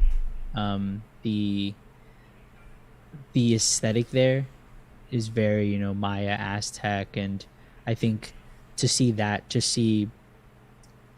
history be brought up front and center, I think is really important, and frankly just very, very engaging for me, and similarly not trying to exclude it. And I think you can have your opinions on the film, on the origin, on whatever it is, irrespective of who you are, and that just looked cool. I'm like, oh, I'm gonna see parts of my history. I'm gonna see parts of obviously brought to life in the context of superheroes, which cool. I'm sold in. But then also real stuff that happened, and real stuff that seemingly you can take inspiration from, and that's gonna be really exciting to see.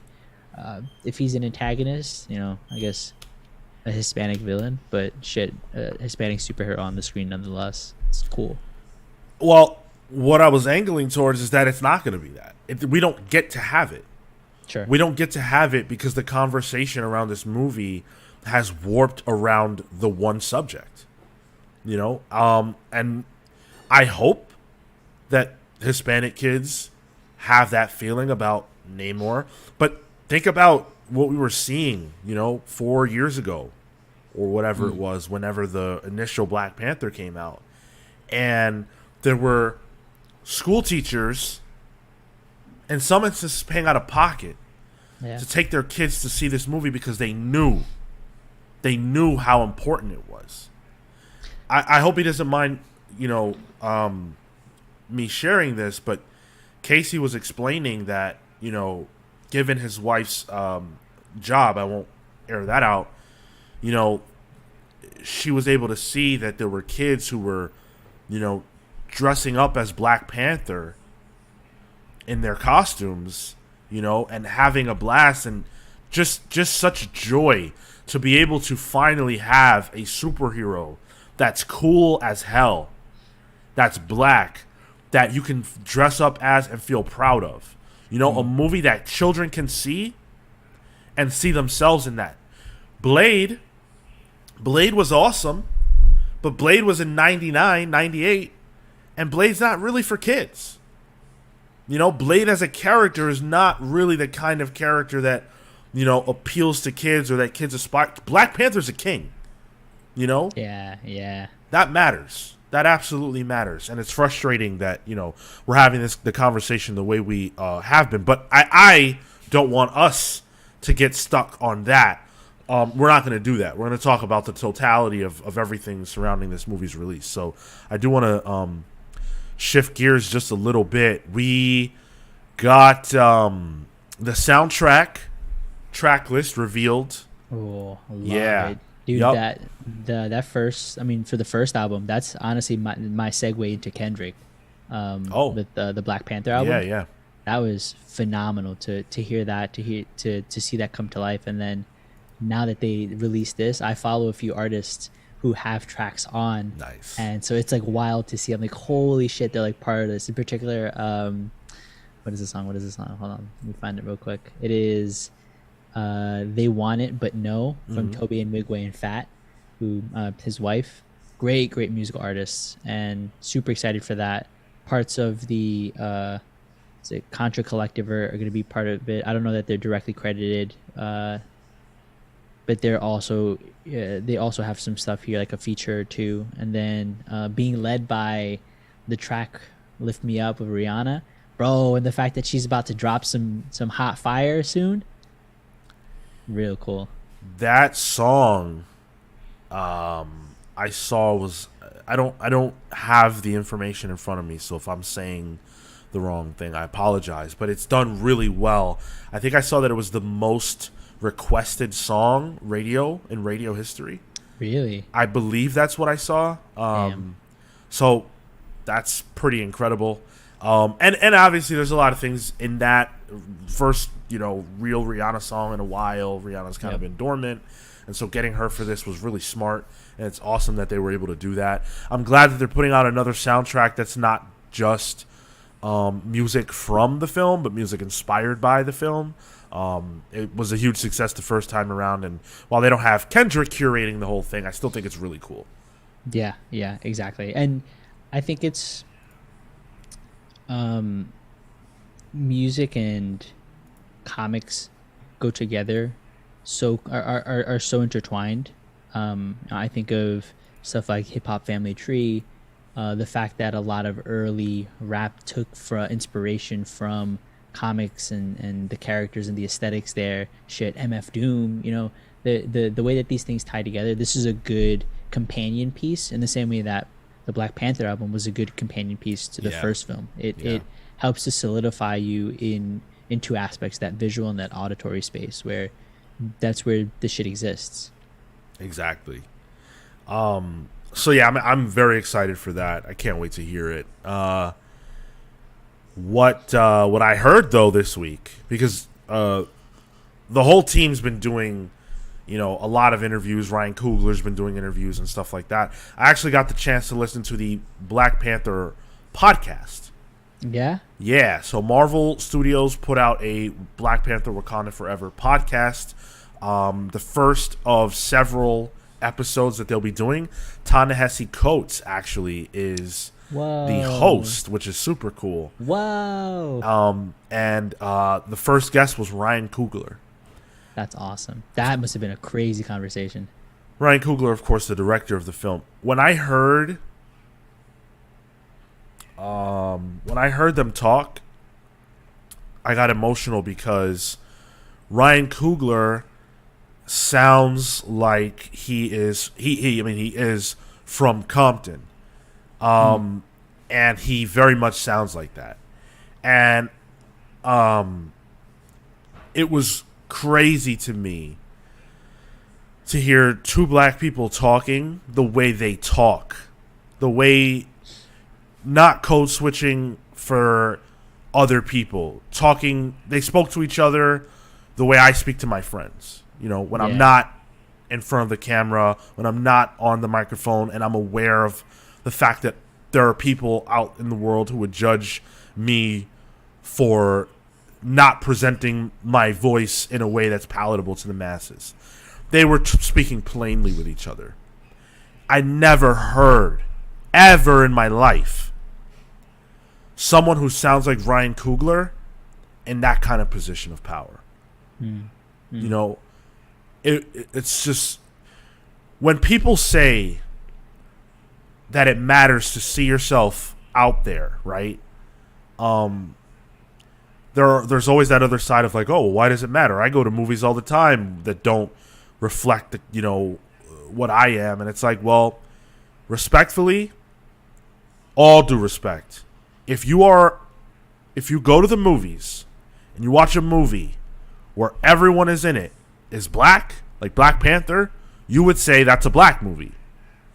Well, if you go to a movie and everybody in it is white, what kind of movie are we watching? I know the answer to this one. Hold on. Go right ahead.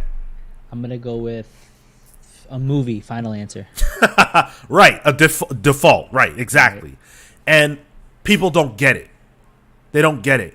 It affected me, a 32-year-old grown man, very deeply just to hear Ryan Coogler's voice. Never had I heard it before. And then to hear, I'm sorry, go ahead. Go for it. Finish your thought. To hear their conversation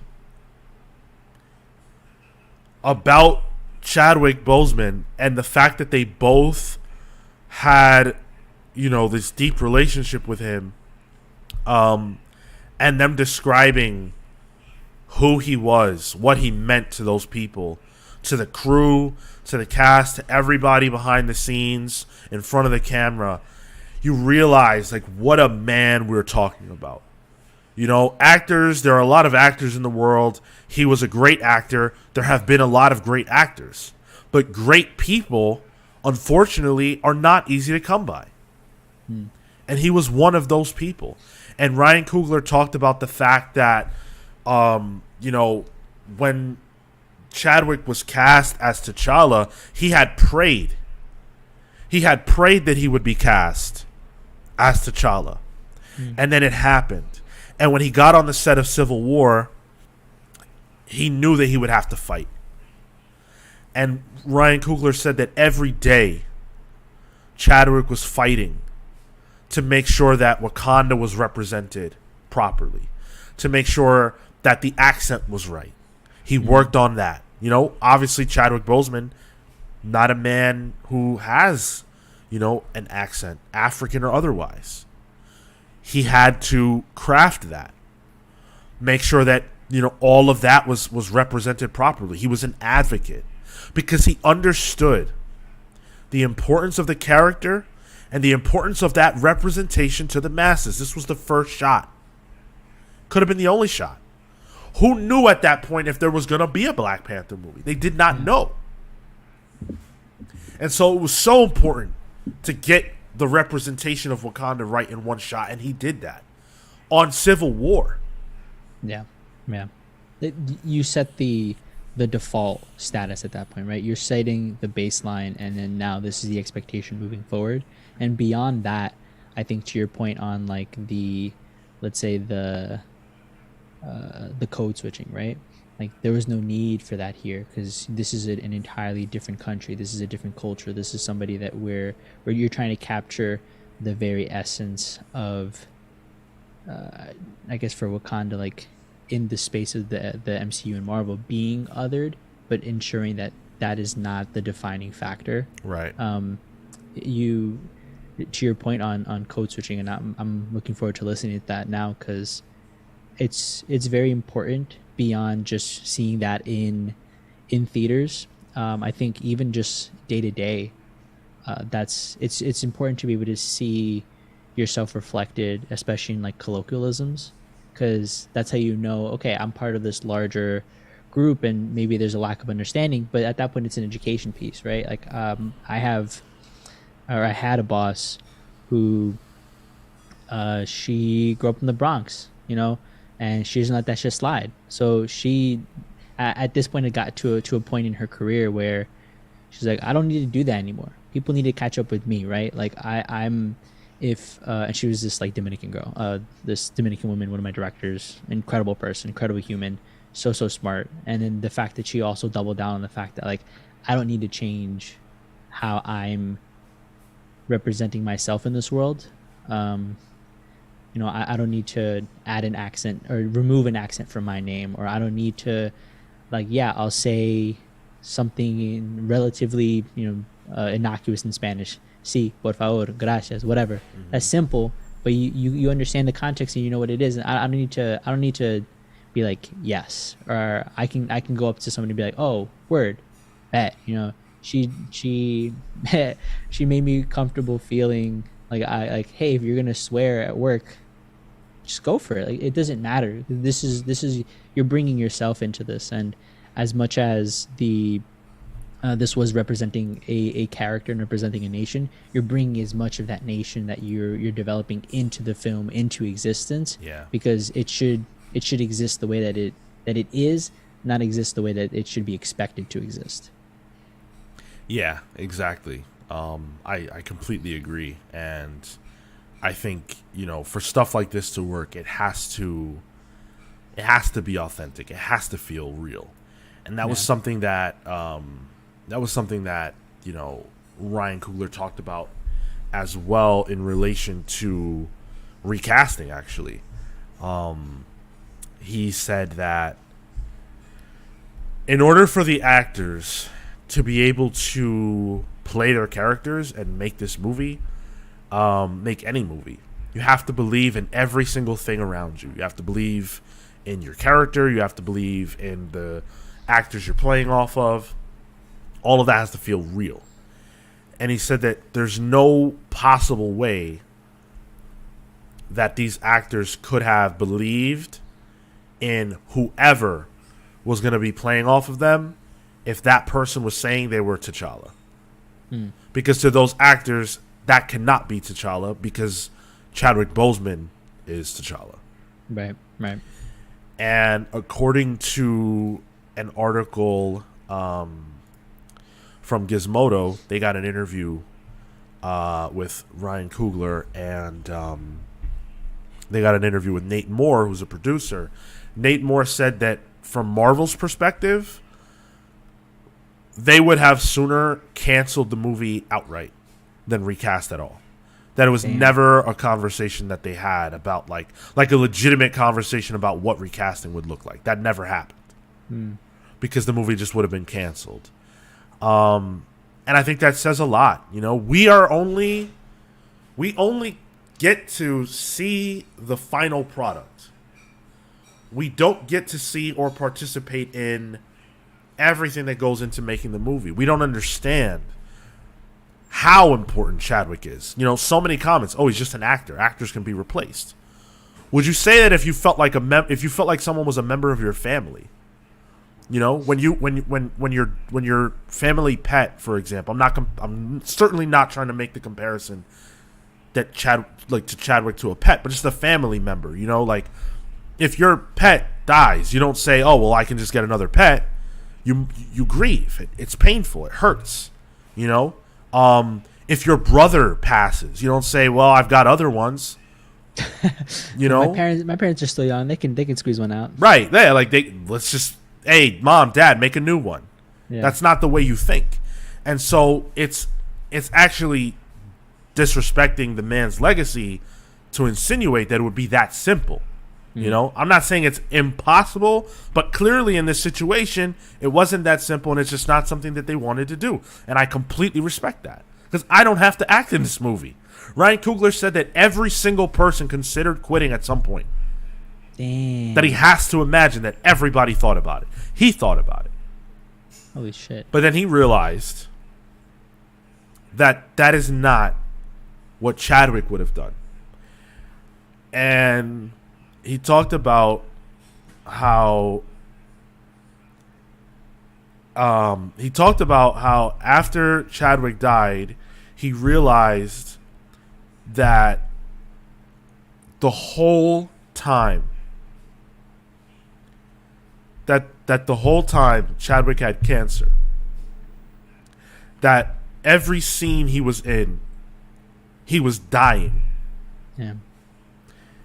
And that if he had the strength to do that, and if he could recognize how important this role was while he was losing his life, that in Ryan's case, he could continue because it was just grief.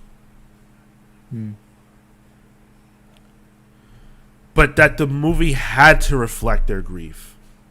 Otherwise, they couldn't make it, because it wouldn't be true.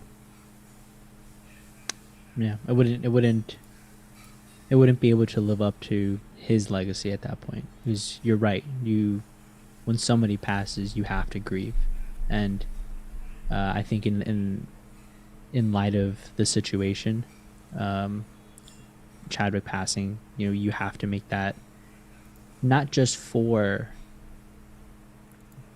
the story, right? But I think for those kids who are going to go see this film, like, you need to ensure that legacy lives on, not just as, this was a moment, but as an ideology, and that when somebody of this caliber passes, this is how you respect the legacy, this is how you respect their contributions through all that pain. So I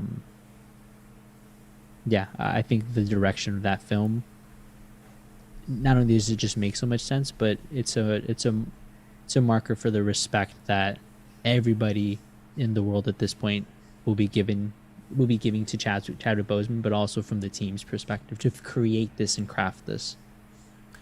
Yeah, absolutely. It's just such a testament. It's such a testament to the character of this person, of Chadwick, that it was so important to him to make this character connect with audiences that he never skipped a beat, and no one knew that he was secret. I mean, obviously his wife knew, but like cast, crew, as far as I'm aware, no one knew. That, and whenever we did that episode, just shocking news, because you're right, like, nobody on the face of the earth would have expected that, and that shit happened, and just people were at a loss to even comprehend the situation, because it's like, we just saw him in a film, he looked fine. The fact that you have to, as part of Marvel, have to go through all this training and stuff, like, one could only assume you're at that point top physical, status. You're doing so well at that point, and then to just get that expectation pulled from you, it doesn't feel good. Well, there was an Instagram video that Chadwick had posted. I'm not sure if it was in 2019 or 2020, but he looked very skinny, and people were making fun of him. That's right. I think I remember talking about that. Mm-hmm. And yeah, I mean, it was because he was dealing with cancer, and we just didn't know it. Yeah. I don't know how I'm going to. I don't know how I'm going to be affected by this movie.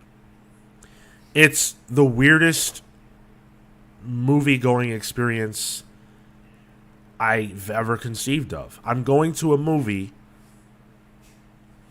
where a part of the movie experience is going to be grieving the death of a real man. While simultaneously grieving the death of the character in the movie. Yeah, like, even the only thing I can think of is Heath Ledger, but even then, it doesn't tie into the film. It's a posthumous acknowledgement. This is both posthumous, and it's playing into the narrative at that point.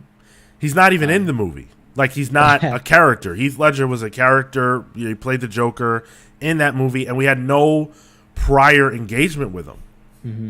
Like, we fell in love with Chadwick Boseman and with his rendition of T'Challa, and we'll never see it again. I can't. It's really tough to take. Yeah. And it is going to be, Catherine mentioning that it's going to be a grieving thing together, collectively as an audience, but also, with the cast as we watch the film. It is a grieving process, and I think about the first time I saw Black Panther in theaters and how happy everyone was. I never had a movie-going experience like that before. Everyone was so happy. People were wearing traditional African, like, robes and garb. People were, smiling, talking to strangers and all this stuff. And it's like, wow, this is what can happen. This is what, entertainment can do and what it can be. And this time it's the exact opposite. I'm not going into this movie happy. I'm not going there to laugh. I don't even know what I'm going there for. You know what I'm saying? Like, I don't know if I expect to be entertained. I don't know. I don't know how I feel. Yeah. It's confusing. This is how Marvel is choosing to end this phase of their films. This is the last Phase 4 movie. I think it's probably the most significant of them all for many reasons. Introducing Namor, obviously, is a big deal. I'm really excited for that. Marco alluded to the fact that, Namor's backstory and history has been altered here to make him... they're tying in Atlantis to sort of like Mayan history and stuff like that, Aztec stuff, and they're shifting away from calling it Atlantis because Aquaman already exists and got out first, and so they're referring to it as Talocan. Okay. But so that's significant in and of itself. It's significant because we're going back to Wakanda. There's so much to it, but of course, without Chadwick, it just becomes a whole different beast. One sec, someone's at my door. Yeah, I'm rapping anyway. I'm looking forward to it. It's going to be difficult to watch. It's going to be difficult to do a review. We will do a review. We will have a review out for this. So next Monday, you can tune into that if that's something that you want to hear. I make no promises about my objectivity. It's just going to be hard to talk about. And I think more than anything, the message that I've come away from this entire period, this intervening period, these 2 years post Chadwick's very, very, very untimely passing, is that we as a people need to unite. We do. We're supposed to be together. We're not supposed to be divided. We're dividing ourselves. It's within our own community. It's within the black community that we're having this push and pull and this war about recast, don't recast. It's like, how about we just shut up and feel something? And share in that feeling. Whatever it is. Like, I know that there's pain on both sides. Lean into not what's different, but what's similar about us. We're all feeling the same thing. And if you're not feeling it, then quite frankly, I don't care what you have to say. If you're not impacted by the death of Chadwick Boseman and you feel like, hey, who cares? Just recast. I don't care what you have to say. If you're impacted by Chadwick Boseman's death, that's a different story. But there are a lot of people who feel like they have a say in this conversation and they don't. Some things you can sit out. And when it comes to that, I think this is one of those. It's unfortunate. It's sad. It's deeply hurtful. And I think people have to respect that. My hope is that people go out and see this, that they have whatever reaction is real for them, that we can stop the recasting conversation and focus on whatever the future of Black Panther will be after this film. One of the producers said the reason that they haven't announced a sequel yet is specifically because Ryan wants to see how the audience responds to this movie. Makes sense. I think it makes a ton of sense. I think the audience response to this film will dictate the direction. If audiences are unhappy and they really don't show any glimpse of a recast possibility within this film, that might change things for Marvel. I don't know. They might decide, all right, maybe not a recast, but let's pull a T'Challa from the multiverse. You know, something like that. All things are possible through the power of the multiverse and comics. Yeah. I don't know if I can take that. You know, I don't know. I thought I could, but as we get closer to this movie, all I can think about is the fact that Chadwick's not here.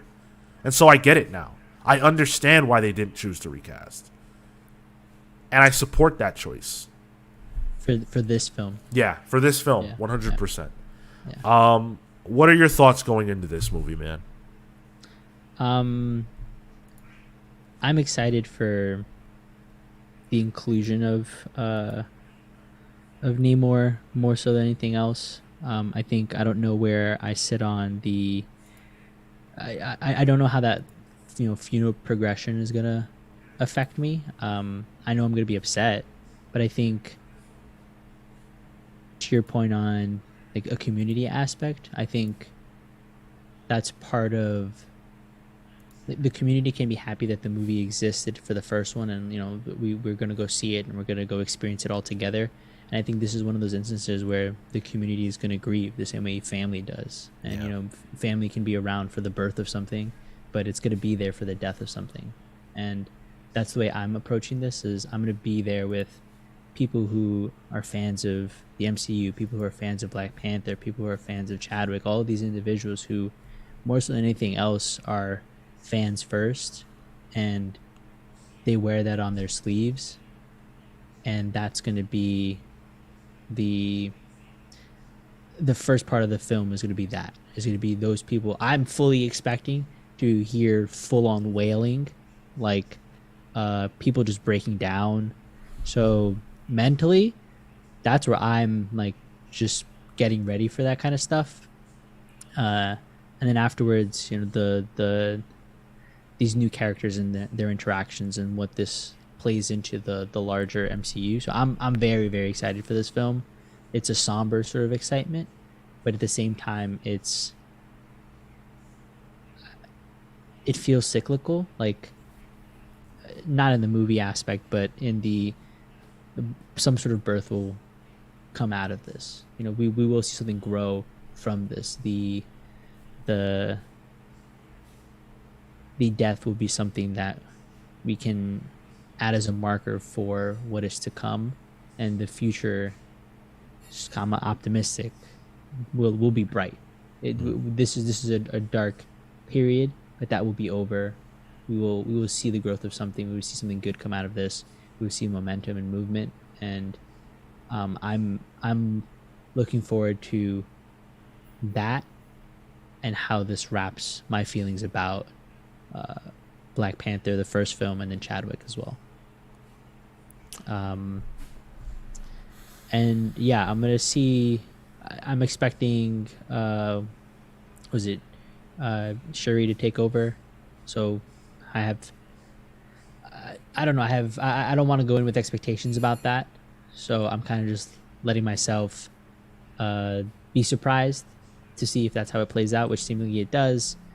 But I'm gonna wait to see how that plays, and then decide how I feel about that moving forward. If it is something that's moving forward, or if it's just a temporary hold, I can form my opinions after the fact. But as of right now, that's the only thing that I'm just holding my breath on. And that's the last thing that I wanted to discuss is like, it sucks that not only the recast conversation, but like think about last year, maybe around this time, we were having the conversation around Letitia Wright and her being anti-vax and I think there was some type of transphobic allegation there as well. And sounds familiar, but yeah, I don't remember. I believe there was, and the fact that she was not a good fit for being the steward of this franchise given these things that she has going on, what she was in the news for at that time. Yeah. To go from a beacon of light, you know, for the whole MCU and Chadwick Boseman, to someone who's still sort of struggling to find their way, and, you know, maybe doesn't represent the community as well, maybe isn't the best representative for the cast and crew that, you know, that we could have.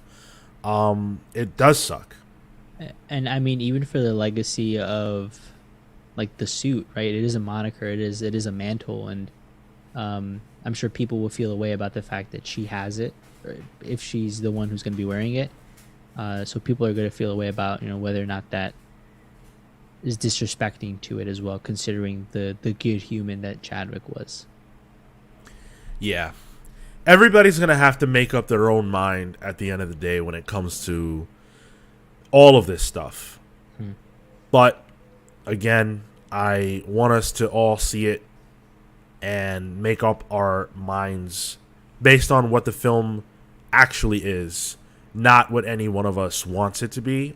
Yeah. Because 100% fact, this movie is not what anybody initially wanted.